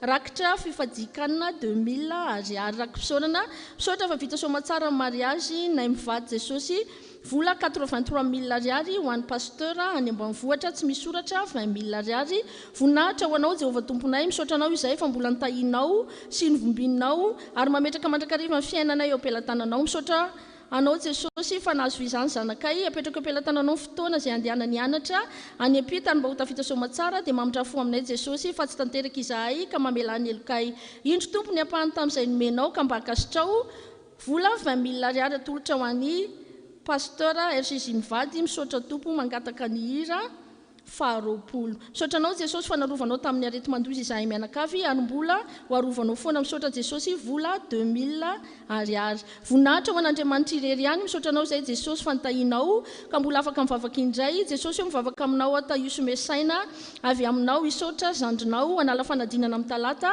mangataka aminao mba omenao tolobotsitra ho azy ny CPC 6e ary omenao olona izahay vidin'ny trano amidinay ity misy vola 20 000 ariary atolotra anao 5 000 ariary trano dada 5 000 ariary atoby ambotsymeloka 5 000 ariary fiangonana 5 000 ariary rakitra raiso jesosy fa vokatra ny fo ity indray jesosy ny apafolony karamako volana jiona vola 312 000 FMG sy ny apafolony karena volana jiona misaotra jesosy toy izay riavana ny mpanompon'andriamanitra nanatanteraka ny voady masinandroany totaly ny voady dia 720 voninahitra dia ho an'andriamanitra irery ihany dia misaotra azy be dehibe ny amin'izany raharaha maro samihafa izany indrindra fa ny amin'izany voady sy ny metsika n'andriamanitra izany izany mipirofo fa miasa andriamanitra ny masony sy ny fony tokoa dia eto amintsika mandrakariva dia miarabantsika voakan'andriamanitra amin'izao fotoana izao eo ny eto atoerana ao ny any amin'ny faritra maro samihafa any manaraka an'izao fandarana izao dia ny Fotoam-pivavahana amin'ny folo izao indrindra fa nareo any Dilambato any dia any ampitan-dranomasina any dia faly manatitrantitra ny fiarabananareo ny fahasoavan'ny tompony ho aminareo mandrakariva dia avy hatranintsika dia ilaza ny amin'reto fanomezana maro samihafa rakitra voady sy ny aniversera maro samihafa avy hatrany dia vakitsika izany rehetrarehetra izany ho voninahitr'Andriamanitra nanomboka tamin'ny alatsinainy dia nisy tahaka an'izao 500 ary 7 alina sy 2 tapitrisa ariary na 5 407 500 FMG ny talata fa 520 ny volana Août dia nisy 5 sy 7 alina sy 2 hetsy ariary na 875 000 FMG ny larbi fa 20 ny volana Août dia nisy 700 sy 8 alina sy 7 hetsy ariary na 3 909 500 FMG ny alakamisy fa 17 ny volana Août dia nisy 800 sy 2 alina sy 2 tapitrisa ariary na 5 103 000 FMG ny fa 18 ny volana Août dia nisy 200 sy 9 sy 8 alina sy 3 hetsy ariary na 1 931 000 FMG. Ny asabotsy fa 7 ny volana Août dia nisy 907,4 tapitrisa ariary na 67 483 000 FMG.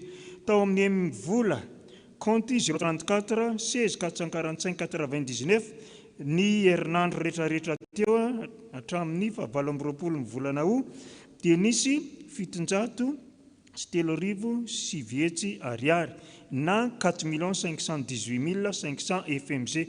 Rehefa na totaly izany rehetrarehetra izany dia nisy 504,7 tapitrisa ariary na 89 227 500 FMG. Tehaka mafibetsika an Jesosy amin'izany rehetrarehetra.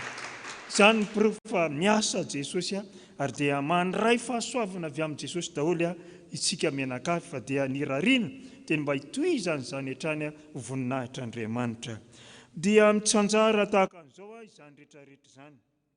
Tranon'ny dada sy mama menakavy nanomboka tamin'ny 4 ny volana Aogositra ka hatramin'ny 7 ny volana Aogositra dia nisy 7,3 alina sy 7,7 tapitrisa zafady 7,7 tapitrisa FMG zany. Zany 33 937 000 FMG. Avy hatrany dia teny frantsay no itondrako azy eto. Ho an'ny dada pasteur Erzizia 4 ka hatramin'ny 7 volana Août dia 16 670 000 FMG. Ho an'ny pasteur sy ny hiraka ary ny fiangonana samihafa dia nisy 1 585 000 FMG. Ary ho an'ny fiangonana taninanandrano dia 37 035 500 FMG. Zay ny fitsinjarany izay azo tamin'iny herinandro iny. Fa reto kosa misy fanamarihana manokana. Ny vola ho azo ho an'ny tranon'ny dada sy mama mianakavy dia toy izao. Voady ny alahady nanomboka amin'ny 7 ka tamin'ny 7 ora sy ny 10 ora dia nisy 1 415 500 FMG. Fanampin'izay tompoko. Ary tao amin'ny pasteur Marcelin ka hatramin'ny nanomboka tamin'ny 4 ka hatramin'ny 7 Aogositra dia nisy 33 937 000 FMG. Ary dia mbola nisy nandefa tamin'ny compte-ny mivola 034 94 355 19 dia nisy nanome 1 132 000 FMG. Rehefa nakambana zay rehetrarehetra zay ny hoan'ny taotran'ny dada menakavy dia nisy 36 484 500 FMG. Ary dia nisy nanome fasika 6 mètres cube tamin'izany rehetrarehetra zany. Izany dia mampita ny fisaorana ho antsika izy menakavy ny amin'ny ezaka izay ataontsika. Izany miprofo fa dia tena tsy mahafoy azy menakavy tsika menakavy ary dia nirariana dia mba hitohy hatrany ny asany amin'izany rehetrarehetra ary tanina ihany tsika satria na dia nibokara ny fotoana tahaka an'izao dia misy foana ny asa mandeha amin'izao tsika amin'ny teny izao moa dia efa vita le trano eny amin'ny farany ambony eny amin'ny terasy ary dia manomboka foana zany mitohy indray ny amin'ny fanaovana fandalorana maro samihafa ary dia izany no anetanana antsika mba hanao izay azontsika atao satria raha tena ataony tena fandiniana dia mety ho vita soma tsara ny trano amin'ity taona ity ihany satria raha Jehovah no manao ny trano dia vita zany rehetrarehetra zany ka dia mitehaka mafibetiko antsika ho an'izany rehetrarehetra zany. Saotra indrindra tompo. Dia fampatsivana kely fotsiny ohatra ny gaga angamitsika hoe nisy fampianarana sekolelady talohany tamin'ny 10 ora teo. Zany dia fa manomboka indray zany fampianarana sekolelady aloha mandritra n'izao fotoana izao dia isaky ny alohany amin'ny 10 ora zany dia zagakitsika fa entanina daholo ny ankizy rehetrarehetra mba hanaraka an'izany fampianarana sekolelady izany. Zay no azo ambara ny amin'ity anio ity ka dia apetraka amin'ny tompotolo ny fiainantsika menakavy izy nefa anomentsika ny fitahiana mahatretrika mba hananantsika fifaliana amin'ny androm-piainantsika rehetrarehetra. Voninahitra dia ho an'Andriamanitra irery. Saotra indrindra tompoko. Saotra to misy kely mametraka fanontaniana dia nofy safady nanofy adada fozy a niaraka tamin'ny zanako vavy dia io zanako io a tondra automobile dia ny tamitaminy aho hoe ratsy be zany lala zany a ary aveo dia nisy olona nipetraka teo amoron-dalana sady nanao hoe lavaka be io fa aza mandeha eo dia tezitra be ilay zanako sady nivoaka tao anaty tomobile izy nefa nalay olona tsy te hontsony fa io zanako dia mbola misisika andeha amin'ny lailana ratsy ihany ny alina alohan'ny atory aho a dia nandefa tenin'Andriamanitra tamin'ny zanako io ka inona dada efa nandefa tenin'Andriamanitra anao zany efa voavalika inona tsony mahaditra be ty zanako vavy ty teneno mba tsy andeha amin'ny lalana ratsy mety ao ny any dada raha ohatra ka tsy hainao patsivina kentsika ny catéchomène groupe C zany amafisina tsara mihitsiny fa miditra mianatra manao a famerenandesina ny asabotsy 5 sy ny asabotsy 12 volana septambra manomboka amin'ny 2 ora eto Taninanandrano sabotsy 5 sy sabotsy 12 manomboka amin'ny 2 ora eto Taninanandrano groupe C ihany le otokanana fa ny groupe rehetrarehetrarehetra dia mbola miandry daholo sotra to hiditra amin'izay amin'ny tenin'ny tompo ary isika androany dia efa nilaza taminareo fa ny iry zareo zay miteny frantsay dia mba ho amin'ny ariva daholo zany hoe ranomarina zany dia hiaino amin'ny teny malagasy daholo tsika izao fa ny raha ariva zay holazainy ny mpandika teny dia any dododolo rariva aminomboka amin'ny 3. Voilà ce que j'aimerais bien vous voir. Je m'adresse bien à vous tous les francophones de la France, de ses environs, de toutes les îles, soit à Seychelles, soit à Comores, soit à La Réunion et à l'île Maurice, et vous tous en France, en Allemagne et en Belgique. J'aimerais bien aussi que l'interprète parle un peu lentement, pour mieux comprendre ce que c'est que le message de notre Seigneur Jésus-Christ. L'interprète va nous donner ce message tous les dimanches dans l'après-midi vers 15 heures. Merci pour le moment, tout en malgache, et merci beaucoup.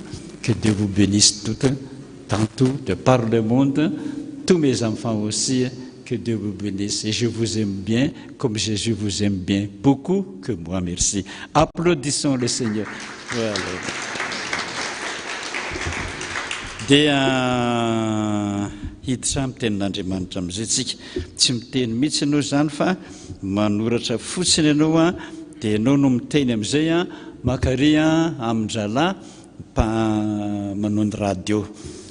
Miaintsika ary zany zao ny teny voalohany indrindra izay holazaiko aminareo aloha dia misaotra ny tompontsika, misaotra ny tompontsika satria ny tanterahany teniny hoe ataoko tsy misy aretina na marary ao amin'ny taninao. Tanterahany zany sy ny tanterahany zany misaotra antsika satria Andriamanitra tena te antsika, tsy mahafoy antsika na dia sarom-piaro aza tehaka ho antsika amin'izany rehetrarehetra. Ny androany dia mbola nametraka teny izy ho antsika rehetrarehetra.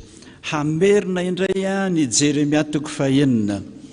Hamerina indray ny Jeremia 9. Ny 5. Jeremia 9 5 amin'ny anaran'i Jesosy hoe mitsangana ka andesika anao latsakalina ary eo ka koravahantsika ny tranobeny. Vereny hoe mitsangana ka andeha isika hanao latsakanina ary aoka horavantsika ny tranobeny. Voilà.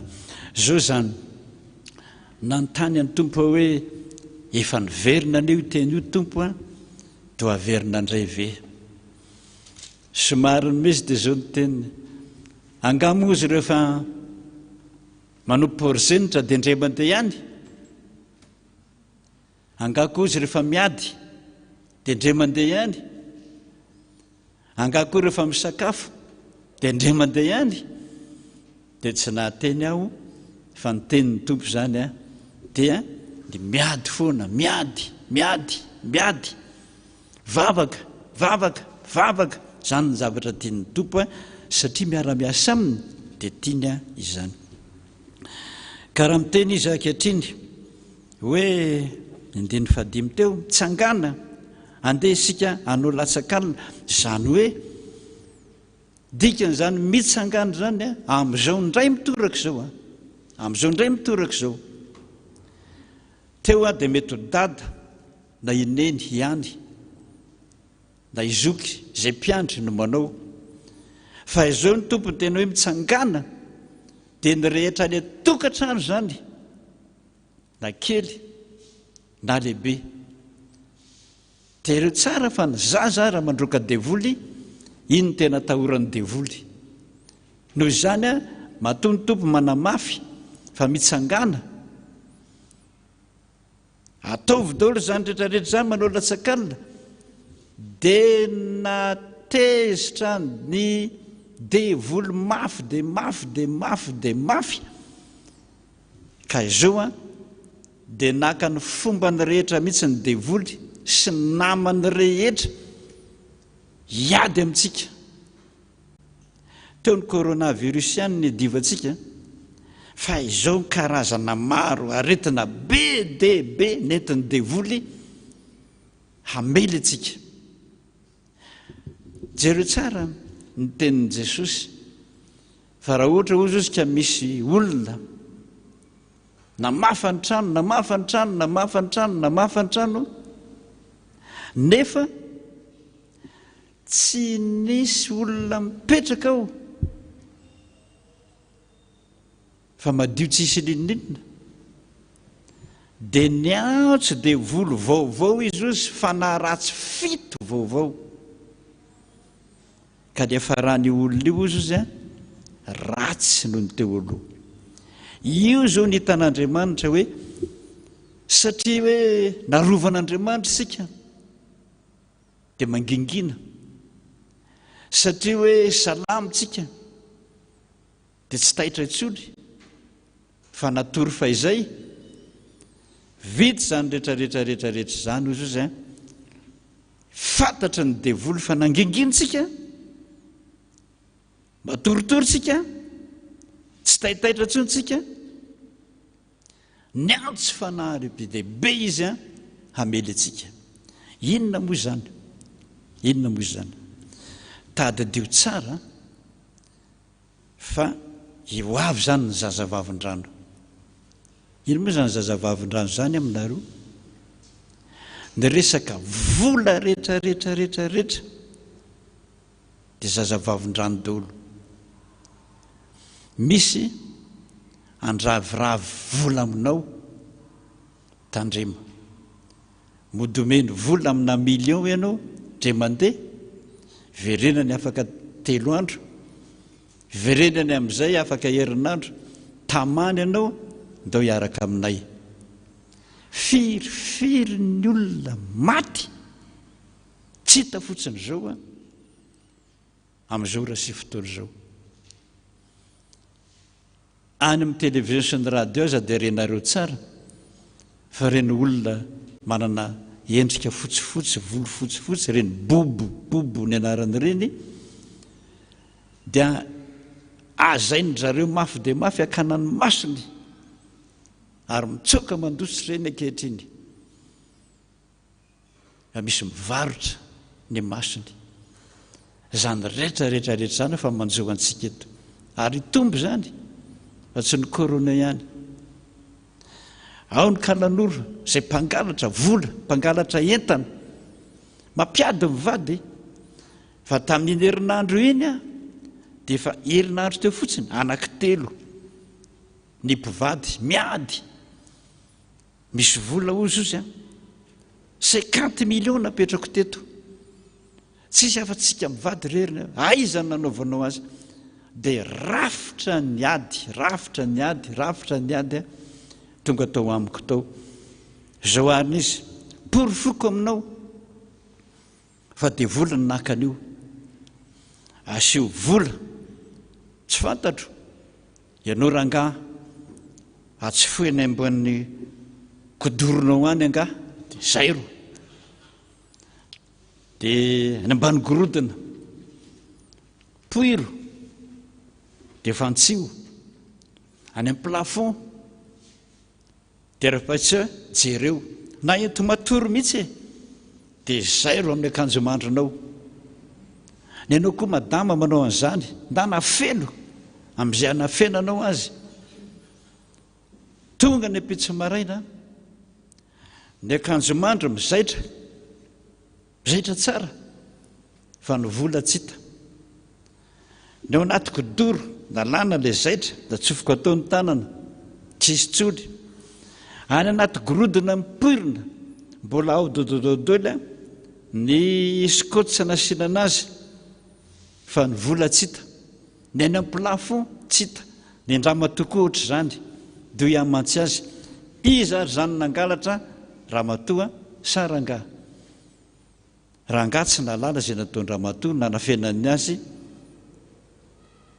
ramatoa tsy nahafantatra zay nanafenan-drangahy zay vao ny fona teo efa dia inona arany atao dada jereo ao amin'ny varavaranareo sy ny varavarakelinareo fa misy tantely dia io tantely ranony io nasiany ody kely fotsiny eny zany tantely kely fotsiny dia napetrany amin'io le ody dia io le ody io io tantely kely io eniny kalanoro any amin'ny 10 kilometра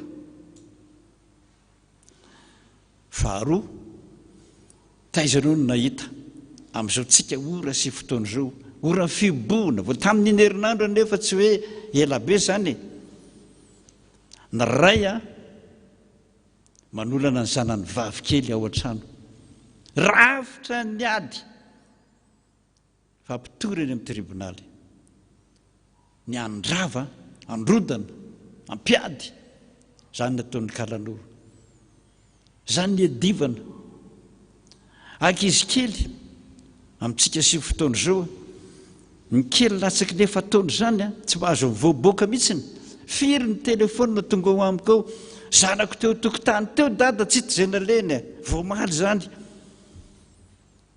tsy hita fotsiny zao tsy hita fotsiny dia mbola mitomany eo ray aman-dreniny vavaka anao ataontsika zay mahatonga ny tompo manao hoe mahamainy ianareo fa ny devoly faran'izay tezitra indrindra amin'izao fotoana zao amely amin'ny fomba rehetra noho izany ozy izy tsangana daholo tsika rehetrarehetra manao latsakalina daholo tsika rehetrarehetra fa teliny io aoka horavahantsika ny tranobeny iny moa zany tranobeny zany zay toerana misy azy na zazavavin-drano samy manandrify zany na nomekandrefana ny amin'ny ranomasina na amin'ny leoloharano rehetra na ny amin'ny ladoany rehetrarehetra toloany dodododolo zay voarainareo any zazavavin-drano any ny kalanolo any dododolo zany rehetrarehetrarehetra zany zany rehetrarehetra zany ho ataontsika daholy na ny kely na ny lehibe mpangalatra sy ny mpamon'olona zany tandrifina dodolo raha ariva amin'ny 7 alina tadidio ny teny tompo rehefa miteny azy hoe amin'ny 7 alina dia amin'ny 7 tairy daholo dia mitena hoe mitsangana zany ane le iady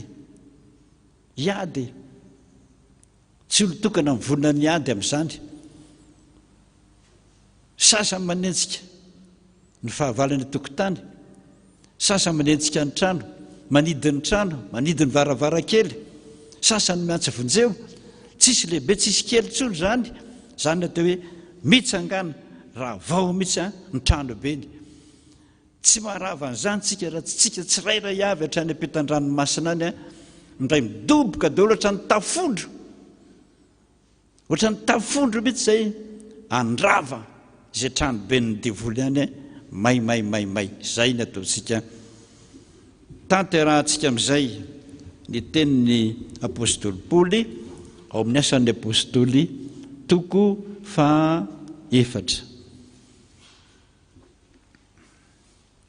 asan'ny apôstôly toko 4 ny andininy 7:20 ny anaran'i Jesosy toko 4 ny andininy 7:20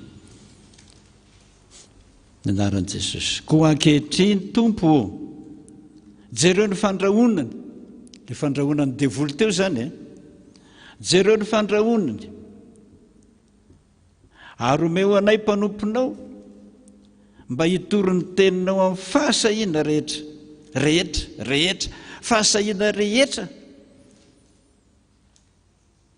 na nkely io na lehibe io na ikikika io na itomany io omban'ny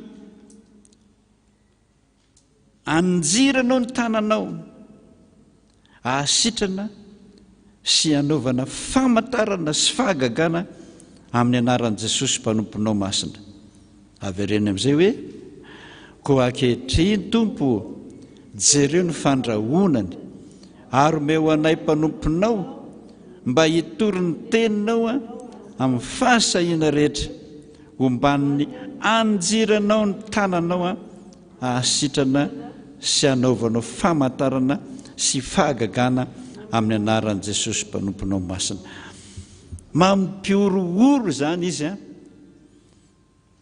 ary tena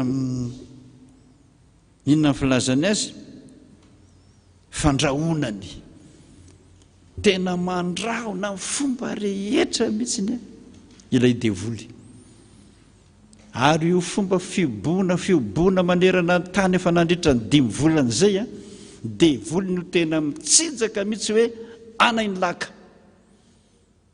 resina ianareo ka itsika raha vao mangingina mihitsy ny tokantrano any dia levona sy potika eo amin'ny fomba ataon'ny devoly io ka dia miangavy atsika rehetrarehetra mba samy anao zany daholo raha hariva amin'ny 6 vola alina ohatra ny tafondrotsika rehetrarehetra mipaika mihitsy ny amin'ny 6 dia ohatra ny tafondrotsika rehetrarehetra mitsangana dododoly manao zany fiobiana fahanefatra zany na filazany teo latsakalina fahanefatra zany amin'izao sy fotoana izao saotra to zao aritsika dia anao ny hira meka le fotsifotsy ny hira fa 5:70 hoe raha mbola izy nantitika tapoko raha mbola izy no Andriamanitra raha mbola Jesosy no Andriamanitra fantatro ny tompo avokoa izay mety mahasoa anao fa izy tsy mandao izy tsy mamelo rery fa 5:70 izany hiratsika izany amin'ny boky hira hoe ireo vavaka natao ataontsika izao ary ataontsika alina ireo taraina sy talao na kely na lehibe samy dradradradra daholo raha riva ireo antsonao andro manalina voarainy ary ho voarainy zany ary ady izy omba antsika hoe hitany ireo adinao ny masony mijery anao raha mbola izy no Andriamanitra aza matahotra zay ndiny ny voalohan'izay no ataontsika trany trano any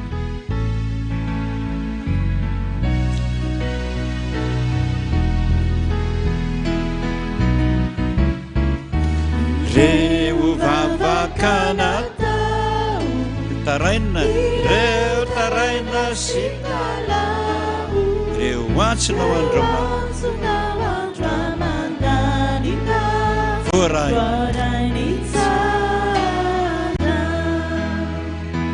reo sedra maro tsy voalaza reo fitsapanaza reo sedra rehetra maro tsy voalaza fantatry ny tompo avokoa zay mety asoa mety asoa atsakany tananao fa hitany zany adinao zany androany hitany ireo adinao ny masony masony mijeranao raha mbola izy raha mbola izy mandramanitra aza matahotra eo ihany hitany ireo adinao reo hitany ireo adinao ny masony masony mijeranao raha mbola izy raha mbola izy mandramanitra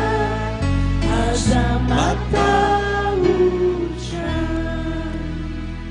vavaka sika misaotra Jesosy misaotra Jesosy misaotra Jesosy miaraka aminay foana ianao tsy manadino anay foana ianao tsy mamelanay rery foana ianao sambatra izay manana anao ary mahatoky na oviana ho vato fa momba anay ianao misaotra anao Jesosy amin'ny teny marobe izay nomenao anay hatramin'izay ka hatramin'izao fa mbola tsy nisy narary zay rehetrarehetra hatramin'izao misaotra Jesosy zay rehetrarehetra zao ne Jesosy te andohalika te hanoroka ny tongotra ao masina ilay Andriamanitra tianay tsy mahafoy anay mbola miara-vavaka aminay koa na dia ratsy ary izay manatona ny seza fiandriananao zay Jesosy mandohalika miaraka misaotra anao manao hoe misaotra Jesosy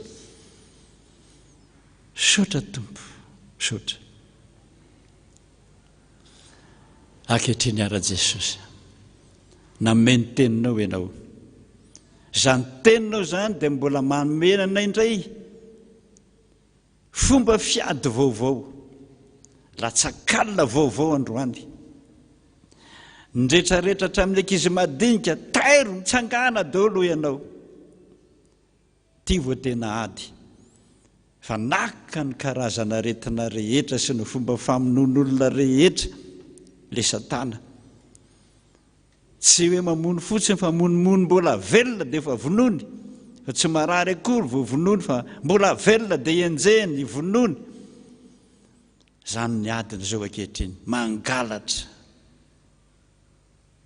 mampisaviritaka ny tokantrano mpivady mifandroaka famaly mizanaka sy ray aman-dreny manana ny ditrany tsy azo tenenina zany rehetrarehetra zany rahona mitatao daholo ho an'ny mino rehetra tsy manaiky anao Jesosy zay ny fifaliako tsy manaiky mihitsy anao raha tsy manao baiko hoe mitsangana am'izay rehetrarehetra re jereo ny fandrahonany hoy ny apôstôly Paoly ary omeo anay mpanomponao ilay finiavana mihitsy hiazakazaka hitory ny teninao amin'ny olona rehetrarehetrarehetra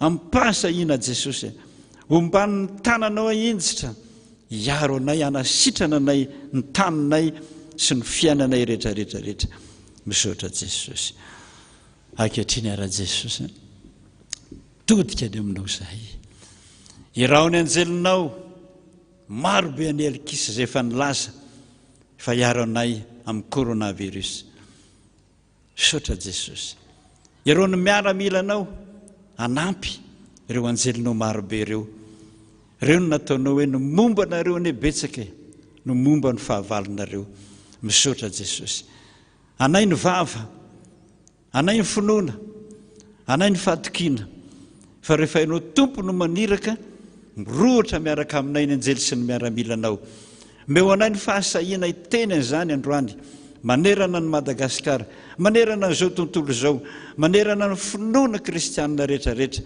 mba ho arovanao ary hiainga daholo hanao ny asanao androany ianao Jesosy nanao teny voalohany indrindra raha mivoaka ny vava ny tenina hoe mandehany ianareo roainy devoly izay ny teninao voalohany tsisy nininina azo atao mihitsy raha poteny devoly ny fiainanay fa rehefa misy kosa mipotika mazava ny lalana tonga ny fanampianao tonga ny famonjenao tonga ny fandresena ataonao miaraka aminay.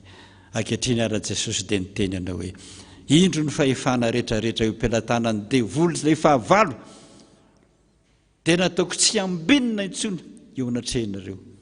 Fa efa nomeko anareo ny fahefana anetsika anitsaka ny menarana ny maingoka rehetra sy ny fahefana rehetra ataon'ny devoly. Nomeko anareo zany fahefana zany ka za matahotra fa momba anareo ary hamonjy anareo amin'ny anaran'i Jesosy Kristy velona avy any Nazareta, tompony lalàn-tany sy ny lanitra, tompony fahefana rehetra any an-danitra sy an-tany.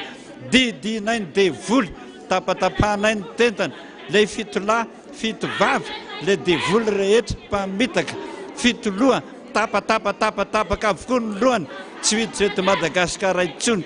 Ninninna heriny, ninninna heritreriny, ninninna adalàna, ninninna famonoana, ninninna fiadiny, may daholo levony zany any amin'ny doany rehetrarehetra, any amin'izay rehetrarehetra misy azy ho may zany, tsisy anan-kery-tsony, tsy anam-pahefana. Misaotra Jesosy, ny rany Jesosy rery any, ny rany Jesosy rery any anapotika sy andrapo zany rehetrarehetrarehetra zany. Misaotra Jesosy, misaotra Jesosy. Niaraka taminay tokoa ianao, lasa ny zana-tsypikan'i Jehova, vavanao anay, ny teninao anay, fa ny hery ho anao Andriamanitra. Hiditra isa-tokantrano ny devoly zany, hatrany amin'ny rivotra, hatrany a-tokantrano, hatrany amin'ny lalaka lenay, dia ho jerena daholo. Indrindra fa ny zanaka rehetrarehetra zay manao fanadinana dia ho arovany zany zana-tsypika an'Andriamanitra zany, tsisy anan-kery, tsy anam-pahefana mandritra ny fotoam-panadinana rehetra. Misaotra Jesosy. Alohan'ny isarahana Tompo hivavak'izay, tsy mety ratsy mitanila kely aminao Andriamanitra, tsy mety dia hibitsibitsika. Misy manko anatin'ny fonay o Jesosy, misy devoly zay tsy hainay mihitsy manala sy manongotra azy. Ary ny antsoantsonay zany andro manalina noho ny fahalemenay dia miditra foana izy. Fangataka Jesosy raha mba mety ianao, ary mino hafa mety ianao, mba ray minitra mba andohaleny mpanomponao na dia neritreritra ihany azy, hivavaka hibitsibitsika aminao Jesosy. Satria anao ny Jesosy no nametraka fanontaniana, inona ny tianao ataoko aminao? Ianao iara-ny vavaka Jesosy.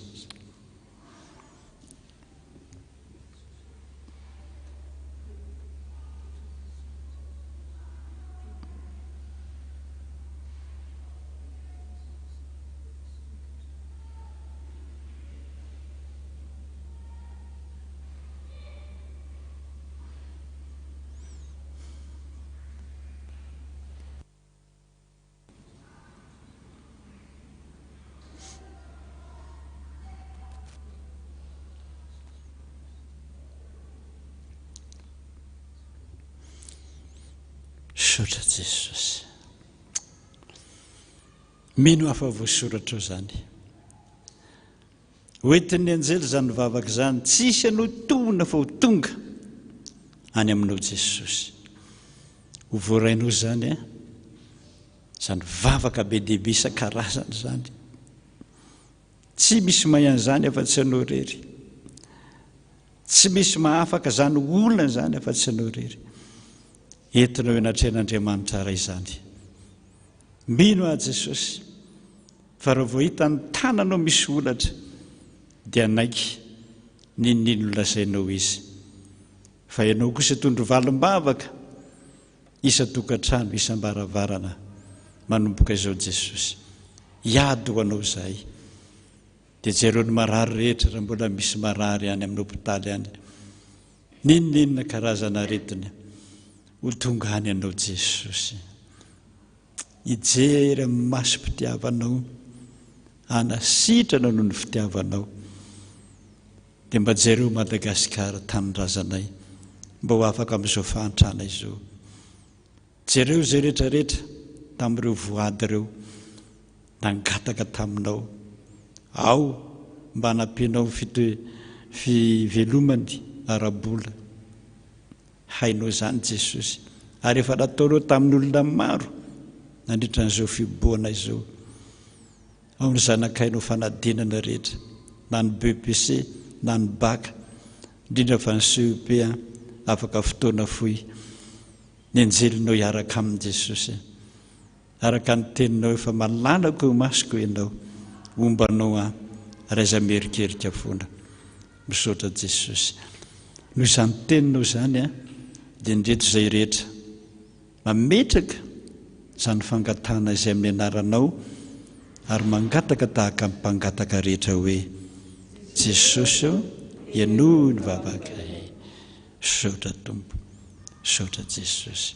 rainay izay ny an-danitra ho masinanay ny anaranao ho tonga ny fanjakanao atao any sitraponao ety an-tany tahaka ny any an-danitra beonay anio ny anina sahaza ho anay ary mamelana elokay tahaka namelana izay meloka taminay ary tondrany amin'ny fakapanahy fa manafanay amin'ny ratsy anao ny fanjakana sy ny hery ary ny voninahitra mandrakizay raison'ny sodrandro amin'ny fahasoavan'i Jesosy Kristy Tompo izay nolazainy mandrakariva tamin'ny apôstôly Paoly ampoanao ny fahasoavako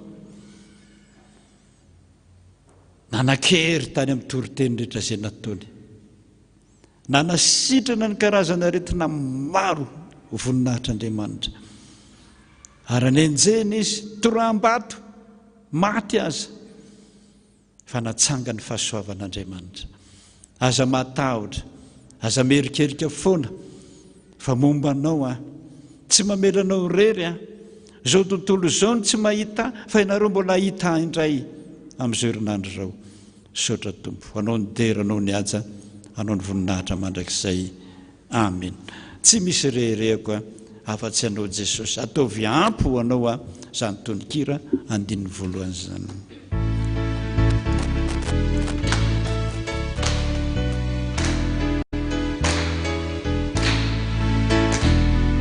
tsy misy reharehako afa tsy anampy Jesosy anao ny tera anao ny hery anao ny aja sy voninahitra ny fahasanany sy ny fiainatsika indrefa resina izao tontolo izao de mahita efaritsanganyana ka sambatra Jesosy manananao zany tompony hery sambatra Jesosy miakindeo antratrana o apy ny fitiavana o apy ny finokana Jesosy raketiko ao amporalandava fareharehakiana teka mahafantoetsy misaotra Jesosy misaotra Jesosy misaotra Jesosy mamina anao izay Jesosy manoroka anao izay Jesosy noho ny fitiavanao androany dia izay anompo anao mandra-pialana ety an-tany voninahitra ny ho an'Andriamanitra rery ihany alleluia masina masina masina Jehovah tompony maro endrika voninahitra ny rehetra tanteraka tokony izany amin'ny anaran'ny Ray sy ny Zanaka ary ny Fanahy Masina dia samy mahereza tompoko tahiny tompo daholo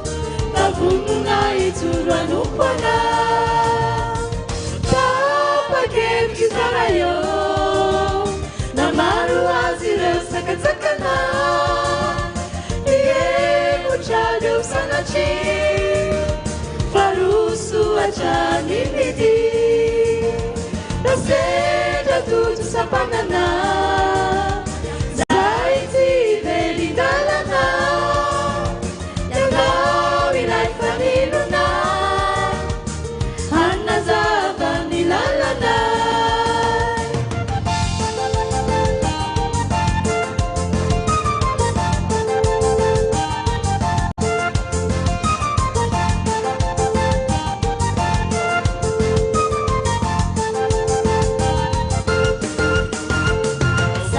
Izay tompo fa miankina aminao ny fiainana tsy manatahotra ny fo fa miankina aminao mandraky izay sambatra izay ny tompo fa miankina aminao ny fiainana tsy manatahotra ny fo mandrakiza tapakevitry zara eo namalo azy ireo sakazakana niemotra teo sanatry faroso atrany midi nasendra toto sampanana zay tsy velindalana ianao ilay faninona hanazava ny lalana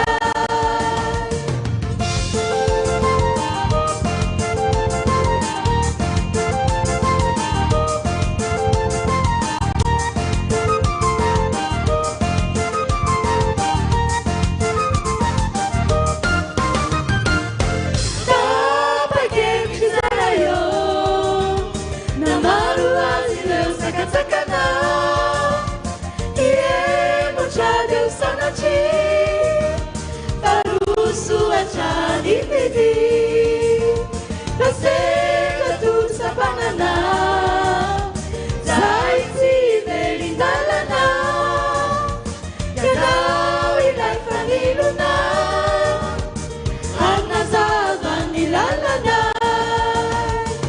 hanazava ny lalana